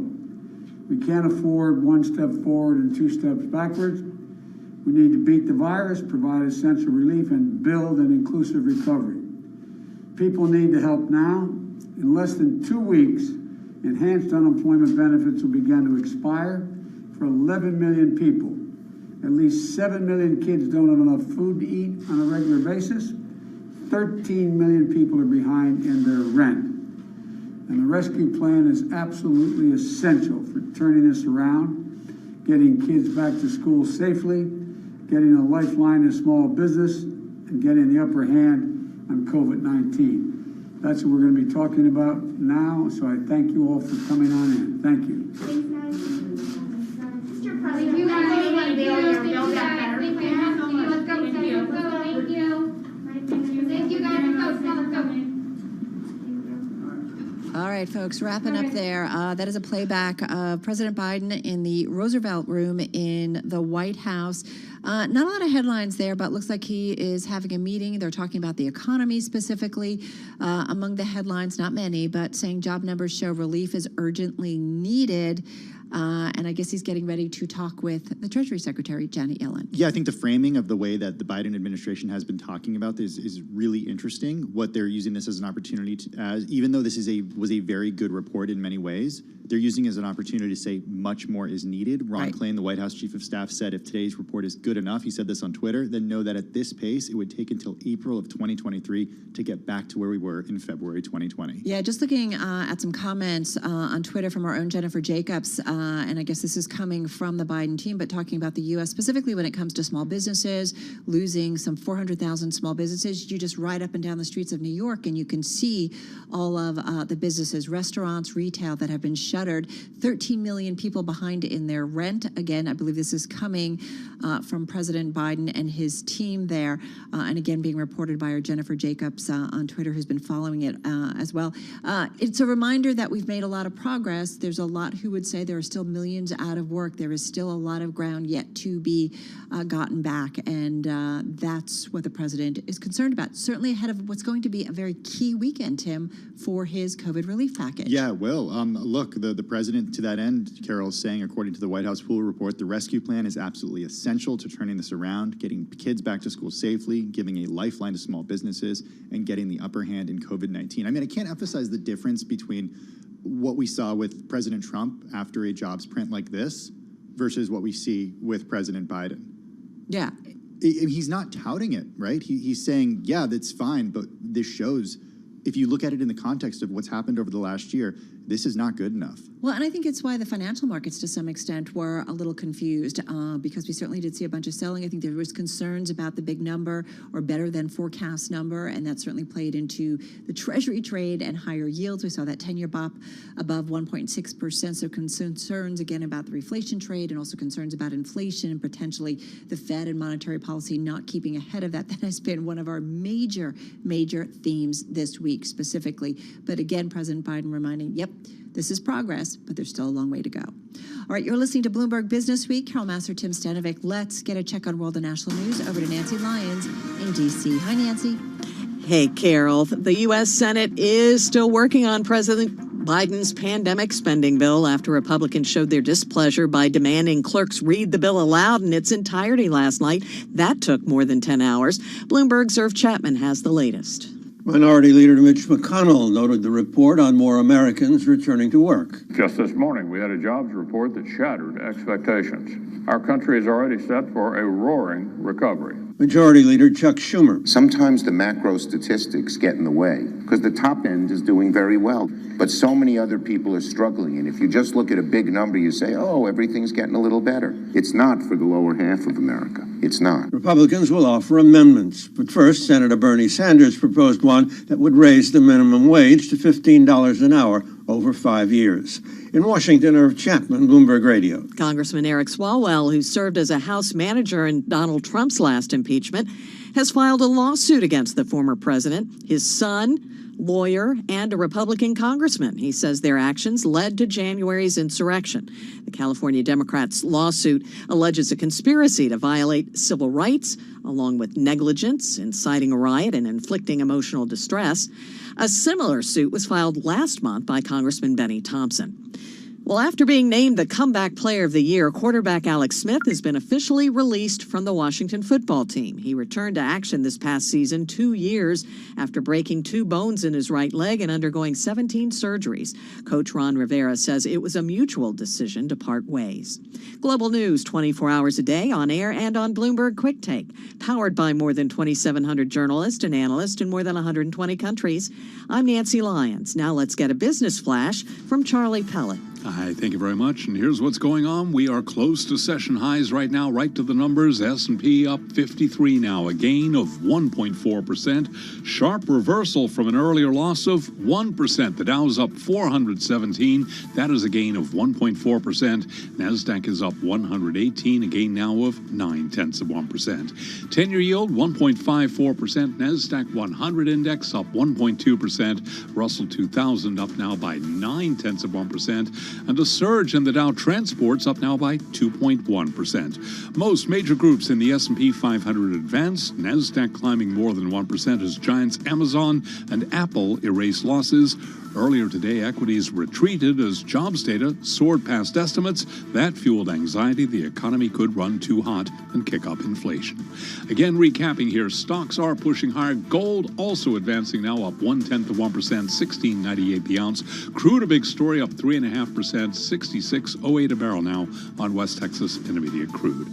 I'm Charlie Pellet. That is a Bloomberg Business Flash. Thank you, Charlie Pellet. March is Women's History Month, and Bloomberg Radio is looking back at some of the women who played a vital role in American history. Here with today's installment is Bloomberg's Renita Young. On this day in women's history in 1931, Geraldine Cobb is born. She's the first woman to pass qualifying exams for astronaut training. She got hooked on aviation at 12 years old after her first flight on a bi-wing airplane. Cobb received her commercial pilot's license on her 18th birthday, but she had difficulty finding work as a pilot, so she took on less desirable jobs like crop dusting. But she eventually became a pilot, and several designations later in 1959, Cobb was the first woman to undergo the grueling Mercury astronaut selection tests, which she passed with flying colors. But she was denied entrance into the program because she had no military jet experience. Cobb spent the next 3 decades as a missionary pilot in the Amazon, which won her nomination for a Nobel Peace Prize. That's today in women's history. I'm Renita Young, Bloomberg Radio. Thank you so much, Renita Young. New issue of Bloomberg Business Week magazine. It is out online at Bloomberg.com and on the Bloomberg and on newsstands. And in the issue, a story about how the sheriff that wants a word with Robinhood. This story by Bloomberg News financial regulation reporter Matt Robinson. He joins us on the phone in New York City. And Joel Weber, editor of Bloomberg Business Week, joins us on the Access line from Brooklyn. I love this story because there's a line in here that says that the secretary has been in the position since the founders of Robinhood were still in grade school, Joel. That really puts things in perspective, right?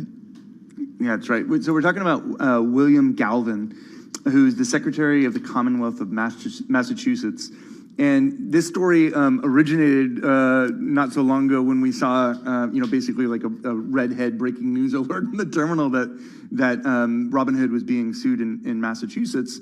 And we immediately were just like, oh, wait, this is Galvin. And Galvin is a person who within Wall Street he's sort of a feared regulator. He also, being in Massachusetts, has a few different tools at his disposal that even the SEC doesn't have now. So Matt, talk to us about William Galvin. Who is he, and why does Wall Street tend to be so scared of him? Yeah, right. So, Wall Street has been fearful of Galvin because he extracts pretty large penalties after financial crises, and he's often out front compared to some of the other federal regulators. And what's unique about Massachusetts is they have a new rule there that says broker-dealers have a fiduciary duty, which means that they have to put the best interest of their clients above their own.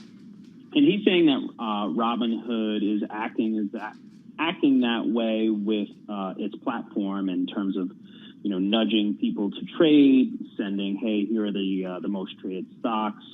And so that's why he's often catches a lot of folks' attention because, other states also look at Massachusetts and what they're up to because he's generally on the vanguard of, financial regulation cases. So what's really cool about this story is I feel like, especially as we know, big regulators, we had the hearing up on Capitol Hill. I feel like it sounds like, Matt, that Galvin is kind of filling a hole that big-time regulators are not doing and not filling right now. Right, and as we see in the story, is the federal regulators are often, more deliberate in how they bring these cases, and Galvin has a unique perspective in that he's taking sort of the 30,000 foot view of regulatory actions in terms of saying like, hey, is this right? Is this really the best interest of Massachusetts investors getting push notifications about stocks? Is this really going to help them make sound decisions? So, one thing that Galvin does do is the SEC doesn't like being shown up. So when he brings his cases, they don't want to, if depending on how this shakes out with Robinhood, they don't want to be seen to be weaker than, one state when they're really the federal, they're the top shop at the federal level. So what's the worst case scenario for Robinhood here, Matt? What could happen? So right now, they're still going through exchanging documents in this case. I mean, what's likely to happen is maybe there'll be some changes.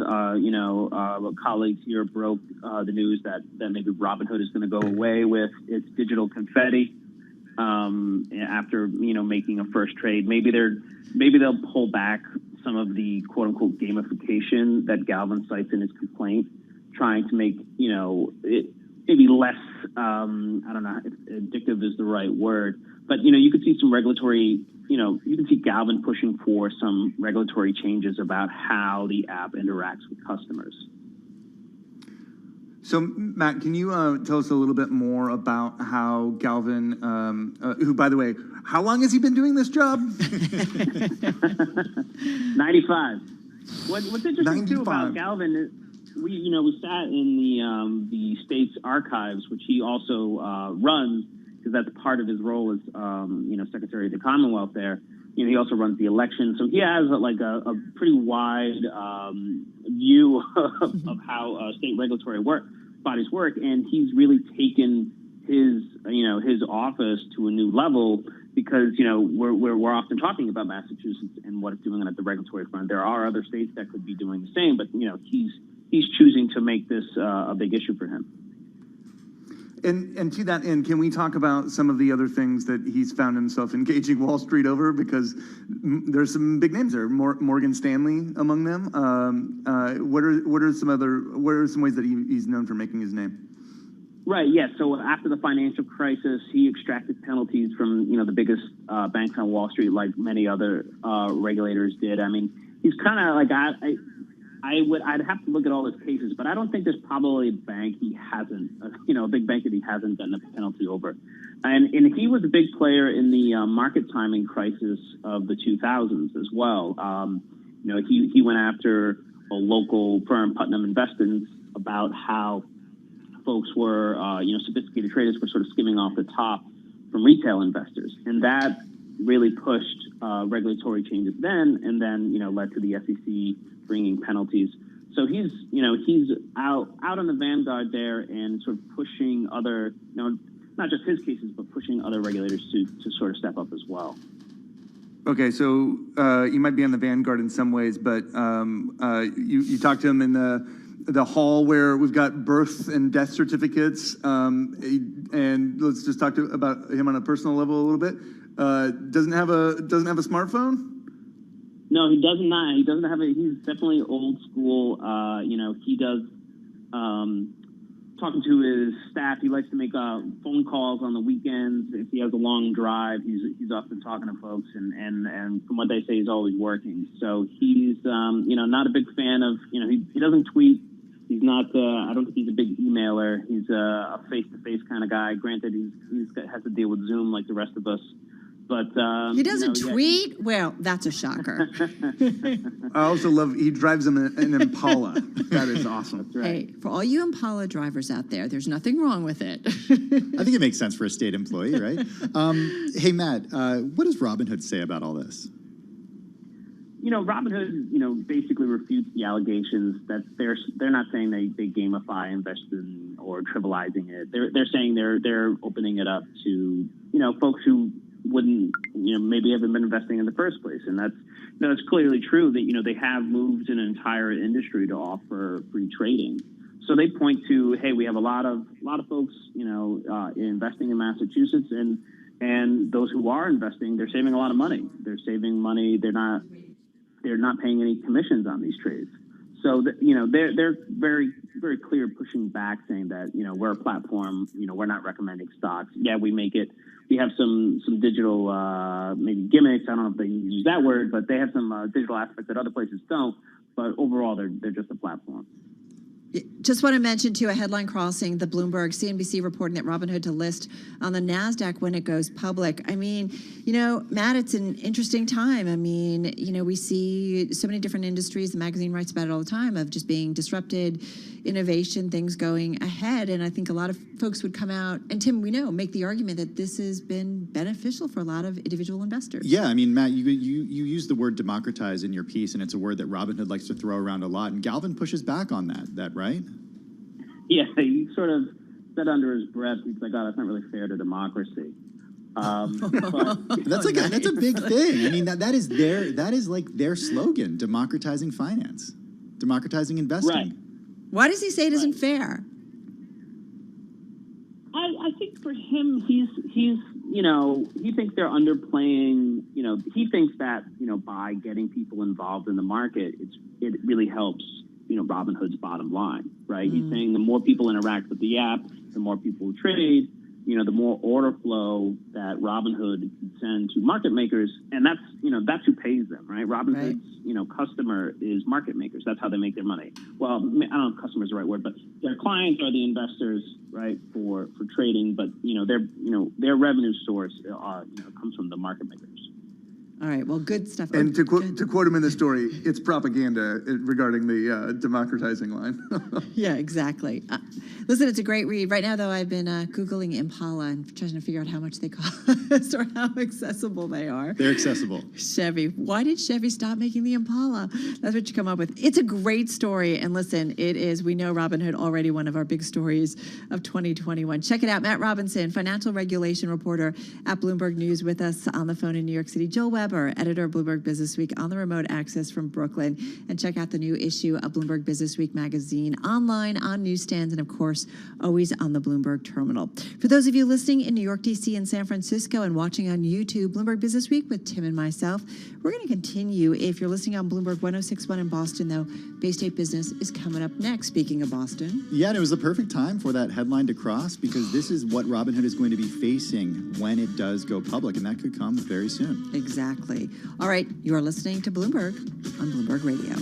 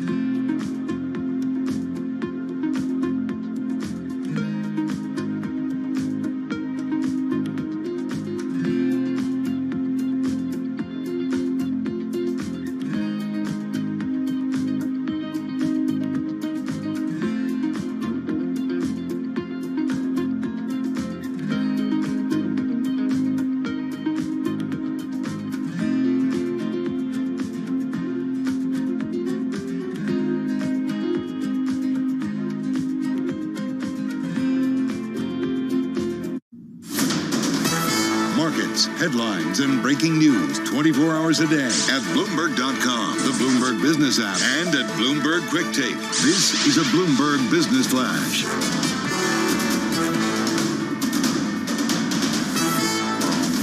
world headquarters. I'm Charlie Pellet. We move into the final hour of trading on this Friday, March 5th. We are at session highs. The Dow, the S&P, NASDAQ all advancing. All major industries in the S&P 500 are higher. Dip buyers emerging after a fresh bout of selling took the NASDAQ 100's plunge from a record past 10%, fueling a rebound in mega-cap tech shares. Right now, the NASDAQ Composite Index is up 190 points, up 1.5%. NASDAQ 100 Index up 1.75%. S&P's up 69, higher by 1.8%. The Dow up 529, now up 1.71% again. The Dow, the S&P, NASDAQ all at session highs. Cannot ignore the Russell 2000 today up 1.4%. Dow Transport surging 2.5%. 10-year yield 1.55%. Gold $16.99 the ounce, up 0.1%. West Texas Intermediate crude up 3.6%, $66.16 a barrel. Employers are adding workers at a faster pace as cities and states lift pandemic health restrictions. More from Bloomberg's Vinny Del Giudice. It's a step in the right direction, though millions are still out of work 1 year into the pandemic. The economy added 379,000 jobs, the most since October, while the unemployment rate dropped to 6.2%, the lowest in almost a year. Leisure and hospitality led the gain as the virus ebbed again. Separate industry data indicate more than half of small firms are operating at pre-pandemic capacity. Vinny Del Giudice, Bloomberg Radio. Reaction from Henrietta Trey's Director of Economic Policy at Veda Partners. I mean, I think this jobs number is extraordinarily helpful to the narrative that the spending in the COVID bill is maybe sufficient and we don't need to do more from here. Maybe to the Republicans' point, you don't need the full $1.889 trillion in this spending package. Again, recapping equities higher across the board. S&P up 68, 1.8%. Charlie Pellet, Bloomberg Radio.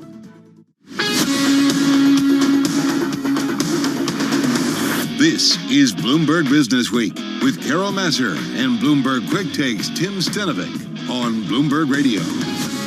All right, so our top story, no doubt about it, is today's monthly jobs report. U.S. employers adding more jobs than forecast in February, the unemployment rate declining. It did, Tim, kind of suggest that the labor market is clawing its way forward again, following what have been a few disappointing months. Yeah, but there is still a long way to go, Carol. Correct. Irina Novoselsky is Chief Executive Officer at Career Builder. She joins us on the phone from here in New York. Irina, it's great to have you back on the show. I'm wondering about the trends that you're seeing at Career Builder right now. When you saw the jobs report earlier today, did it match what you're seeing at Career Builder?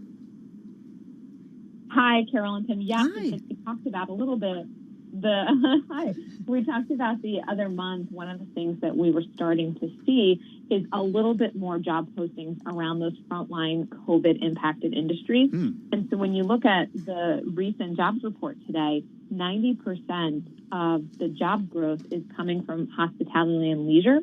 And specifically, if you look a little deeper, 75% is coming from bars and restaurants, which is just a great positive momentum step for all of us to see. Right, and logical. So does it kind of just say, all right, we're getting back some of what we lost big time? And we know those are two areas, or one area in particular, hospitality, that just got killed during the pandemic.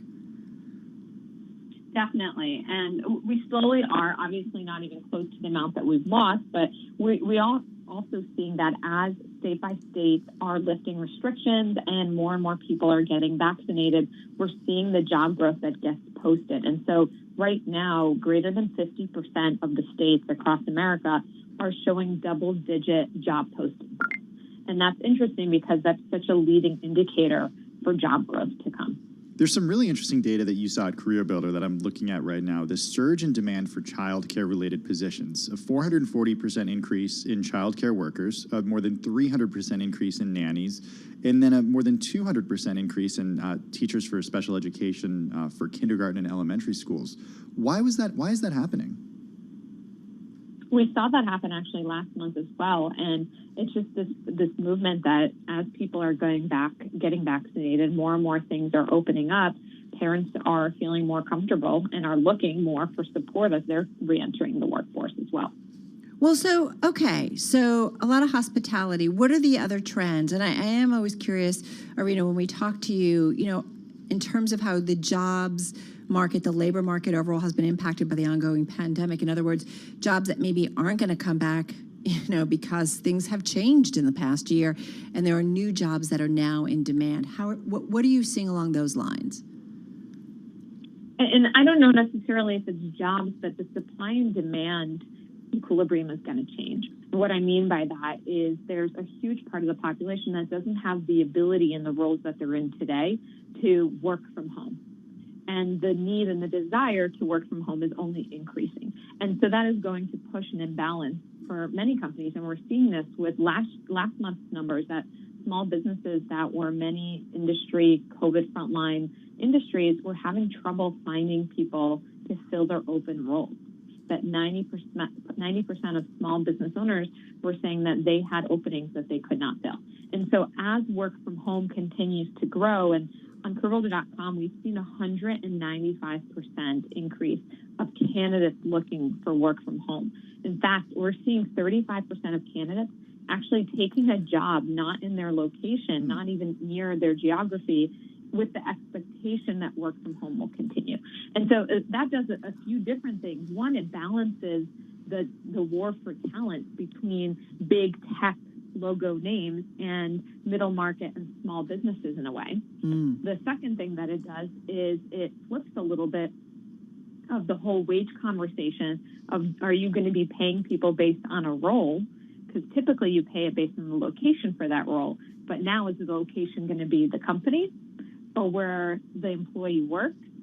And then the third piece is we're seeing more and more of a shift of people moving into industries that are having the ability to offer flexibility and work from home, which is going to make those frontline industries a little bit more challenging to find workers to fill those open spots. There definitely feels like there's another column on the Excel spreadsheet of okay, you live near the company or you live somewhere else where it's less expensive to live. When you said about 195% increase in candidates who want to work from home, what kind of jobs are they that they're going after? Well, we're seeing shifts. If you think about it, one of the things that we saw material shift was former bartenders and waitresses and restaurant attendants were moving into insurance and financial services and customer service representative roles that were allowing them the flexibility to work from home. And a lot of those roles and industries right now are booming, and they've been pretty stable throughout COVID as houses selling have gone up, as mortgages have continued to increase. And so those industries have continued to steadily hire.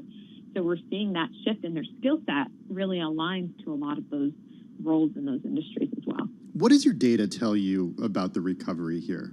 You know, we could see in the next few months, as states continue to reopen, just a massive number of jobs being added each month.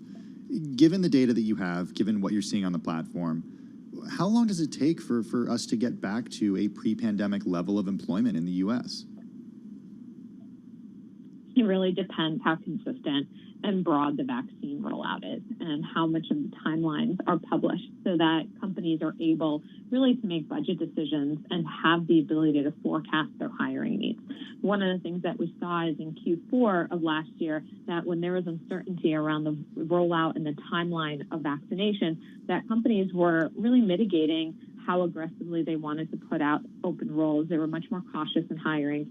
As we've seen in January, February, and even the first week of March, more and more companies are starting to ramp up their hiring, and that there's definitely a correlation with states opening up and the vaccine rolling out. So the more and more we can see it and companies can get comfort, and we're all looking for consistency as we're trying to balance and move forward with our budgets and set the right financial goals. I think that's going to be a really big part of it. All right, got to run. Hey, have a good weekend. Irina Novoselsky, she is CEO of Career Builder, joining us on the phone in New York City, breaking down that jobs report. But it's interesting to hear about more people looking for working from home. Yeah, the childcare data is fascinating. Yeah. Makes total sense, though. Yeah, totally. All right, let's get back to world and national news. Nancy Lyons standing by. Hey, Nance. Hey, Carol. President Biden and Vice President Harris are receiving an economic briefing this afternoon from Treasury Secretary Janet Yellen. Before the meeting, Biden addressed today's better-than-expected jobs report and insisted stimulus is still needed. But without a rescue plan, these gains are going to slow. We can't afford one step forward and two steps backwards. We need to beat the virus, provide essential relief, and build an inclusive recovery. Joe Biden is enjoying an early presidential honeymoon, with 60% of Americans approving of his job performance and even more backing his handling of the coronavirus pandemic. That's according to a new poll from the AP Nork Center for Public Affairs Research. Support for Biden's pandemic response extends across party lines. Overall, 70% of Americans back his handling of the virus response, including 44% of Republicans. Pope Francis is being well received in Baghdad. He is the first pope to ever visit Iraq. He has honored victims of one of Iraq's most brutal massacres of Christians by Islamic militants by visiting Baghdad's Our Lady of Salvation Cathedral. Back in 2010, al-Qaeda-linked militants gunned down worshipers at that church in an attack that left 58 people dead. Federal safety officials are updating their investigation into the engine failure on a United plane that sent parts of an engine raining down on a Denver area neighborhood. The National Transportation Safety Board says a fan blade that snapped off had telltale signs of fatigue, tiny cracks caused by wear and tear. Global news 24 hours a day, on air and on Bloomberg Quick Take, powered by more than 2,700 journalists and analysts in more than 120 countries. I'm Nancy Lyons. Sign of the times, another real estate story reminding us that it's pretty tough, especially when it comes to New York City. Tim, this story talking specifically about New York's financial district. You've worked there, I've worked down there.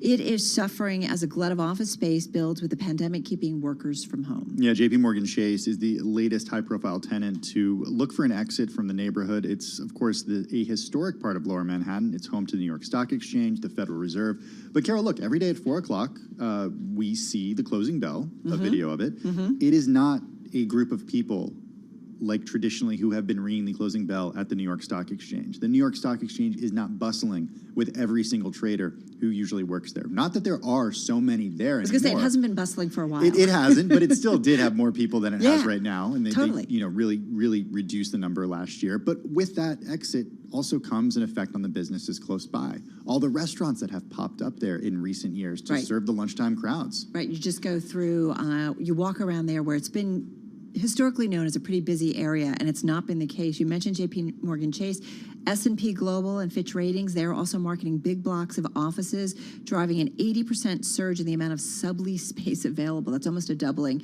and more than double the rate in Midtown, according to data from CoStar Group. In Midtown, where there's been a 36% increase in sublease space, roughly 18% of office space is currently available, either because it's empty or companies trying to unload it. Listen, we're going to have a market guest shortly. We're talking about Aaron Kennan, and I remember months ago, he had office space in New York City, and kind of soon into the pandemic, they shut shop, and they went out to Connecticut. Yeah, it'll be really interesting to see what companies end up doing. Facebook, of course, had a big lease not so long ago in the middle of the pandemic, essentially betting that New York City will be a place that their workers want to be. But obviously not everybody thinking the same way. And maybe it just moves from, financial space maybe having a big footprint to others coming in. I mean, I don't feel like everybody's going to run away. Yeah, I don't think so either. But look, I'm a New Yorker. Yeah, me too. All right, you're listening to Bloomberg Business Week, and this is Bloomberg Radio.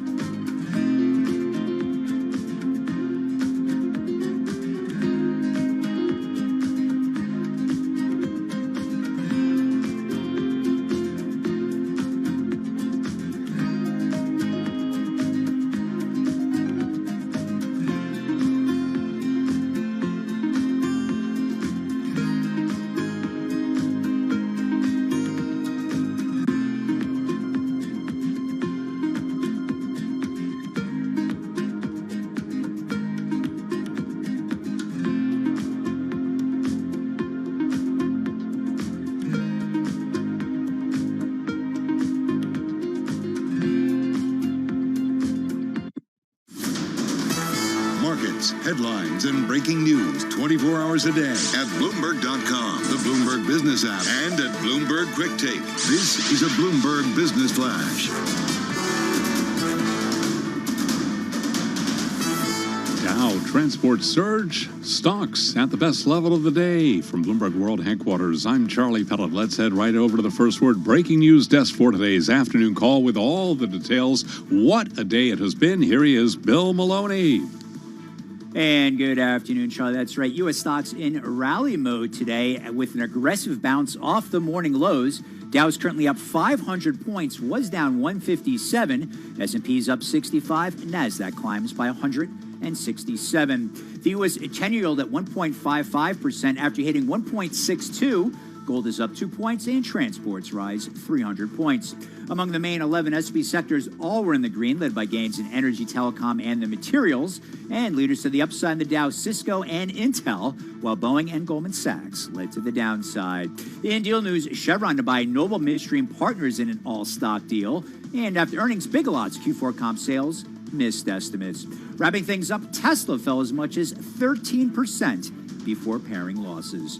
Live from the first breaking news desk, I'm Bill Maloney. Charlie. Okay, we thank you very much, Bill, and to hear live breaking news over your Bloomberg-type squawk, SQUAWK on your terminal. I'm Charlie Pellet. That is a Bloomberg Business Flash. All right, Charlie, thank you so much. You're listening to Bloomberg Business Week. And Tim, you actually mentioned this story on our planning call this morning about how tech's hottest startup has benefited from turning its high-profile investors into talent. The startup is Clubhouse. And the high-profile investors? None other than Andreessen Horowitz. If you know anything about technology or, of course, Silicon Valley, the name Andreessen Horowitz is one that is familiar to you. Yeah, totally. So let's get more on this story and about the relationship and what's ultimately maybe going to be the biggest test of that. Sarah McBride is venture capital reporter at Bloomberg News. She's on the phone in San Francisco. So, Sarah, tell us about your story, and let's talk about this relationship between Clubhouse and Andreessen Horowitz. Very fun to report, by the way. I got to spend a lot of time just listening to chit-chat about this and that on Clubhouse, which was fun. And it's backed by Andreessen Horowitz, as you mentioned, and they're one of the biggest, most respected firms in Silicon Valley. Mark Andreessen, co-founder of the firm, is basically responsible for the modern web browser. He's the guy behind Netscape, which back in the day was a big browser. And Ben Horowitz, his partner, and he have built companies together. And then they got into venture capital. And they have a reputation for backing their companies with more than just money. They have a big operation that's designed to introduce their startups to potential customers and kind of go beyond what traditional venture firms do. But this participation in Clubhouse takes the backing to a whole new level. They're very, very involved. Hey, full disclosure, the Bloomberg LP, which owns Bloomberg Business Week, Sarah doing this story for Business Week, Bloomberg LP has invested in Andreessen Horowitz. So we just wanted to put that out there. So I'm wondering how close Andreessen Horowitz is to Clubhouse. Yeah, sometimes when you're on there, you wonder if the partners have any time left to do investments. That's so true. They got their own show all the time, right? They have a lot of partners at Andreessen Horowitz have shows on Clubhouse, including Mark and Ben. They're on there all the time. And then when they're not on their own shows, they're popping in on other conversations, sometimes just quietly where you can see they're in the audience of a show. This is an app where people are on stage. You know, if I could do that in quotation marks, I would. And then you can see on your app who else is kind of paying attention to the conversation. So they don't always jump up on stage and speak a lot, but they're there on a lot of different conversations. And that's just a different level. I've seen, for example, Andreessen Horowitz backed Facebook. So, you know, their partners have accounts on Facebook. But this is different because it involves such a big time commitment. It's different to other social media apps where you might jump on and post something quickly and then get back to whatever you were doing. This is like hours of conversation. Well, Sarah, but would we not be talking about Clubhouse if it wasn't for their show? What is it, A16Z? Would we not be talking about Clubhouse? Well, it's not just their show, it's all their friends. So Ben Horowitz in particular knows tons of really influential entertainers. He's been interested in rap music for years. So he's got friends like Nas and Drake, and they're all on Clubhouse too. Oh, come on. You're rolling with them on the weekends. We know that. Or Tim is at least. Yeah, on Clubhouse maybe. Oprah's on there, and these saw are her all last people weekend. Yeah, exactly. They're all kind of friends of the firm, and you can hear these really hilarious conversations. Ben Horowitz's wife, Felicia, who's a leading philanthropist around Silicon Valley, hosts a show called Dinner Party. It's on Saturdays. And a couple of weeks ago, Oprah's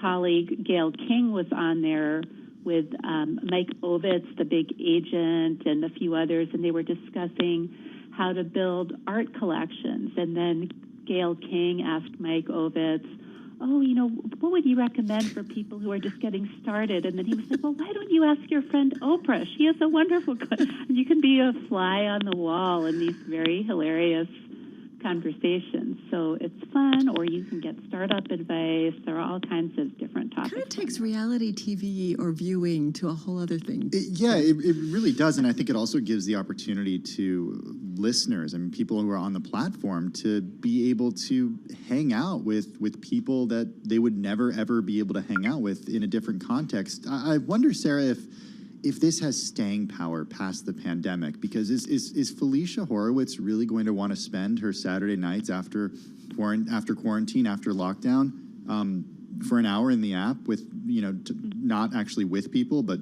quote unquote, with people? Right.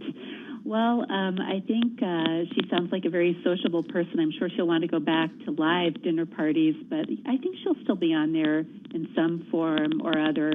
No question this has benefited from the pandemic. People are spending hours here that they wouldn't ordinarily have. So I think a lot of people will spend a lot less time on Clubhouse after the pandemic. But it seems to have caught something. People enjoy it. And the bulk of the conversations on Clubhouse don't really have prominent celebrities in them. So I think it will catch on, and ordinary people will use it for all kinds of things in a way that lasts beyond the pandemic. Very cool stuff. Sarah McBride, thank you so much. We do want to take you live to the White House State Dining Room. President Biden and an American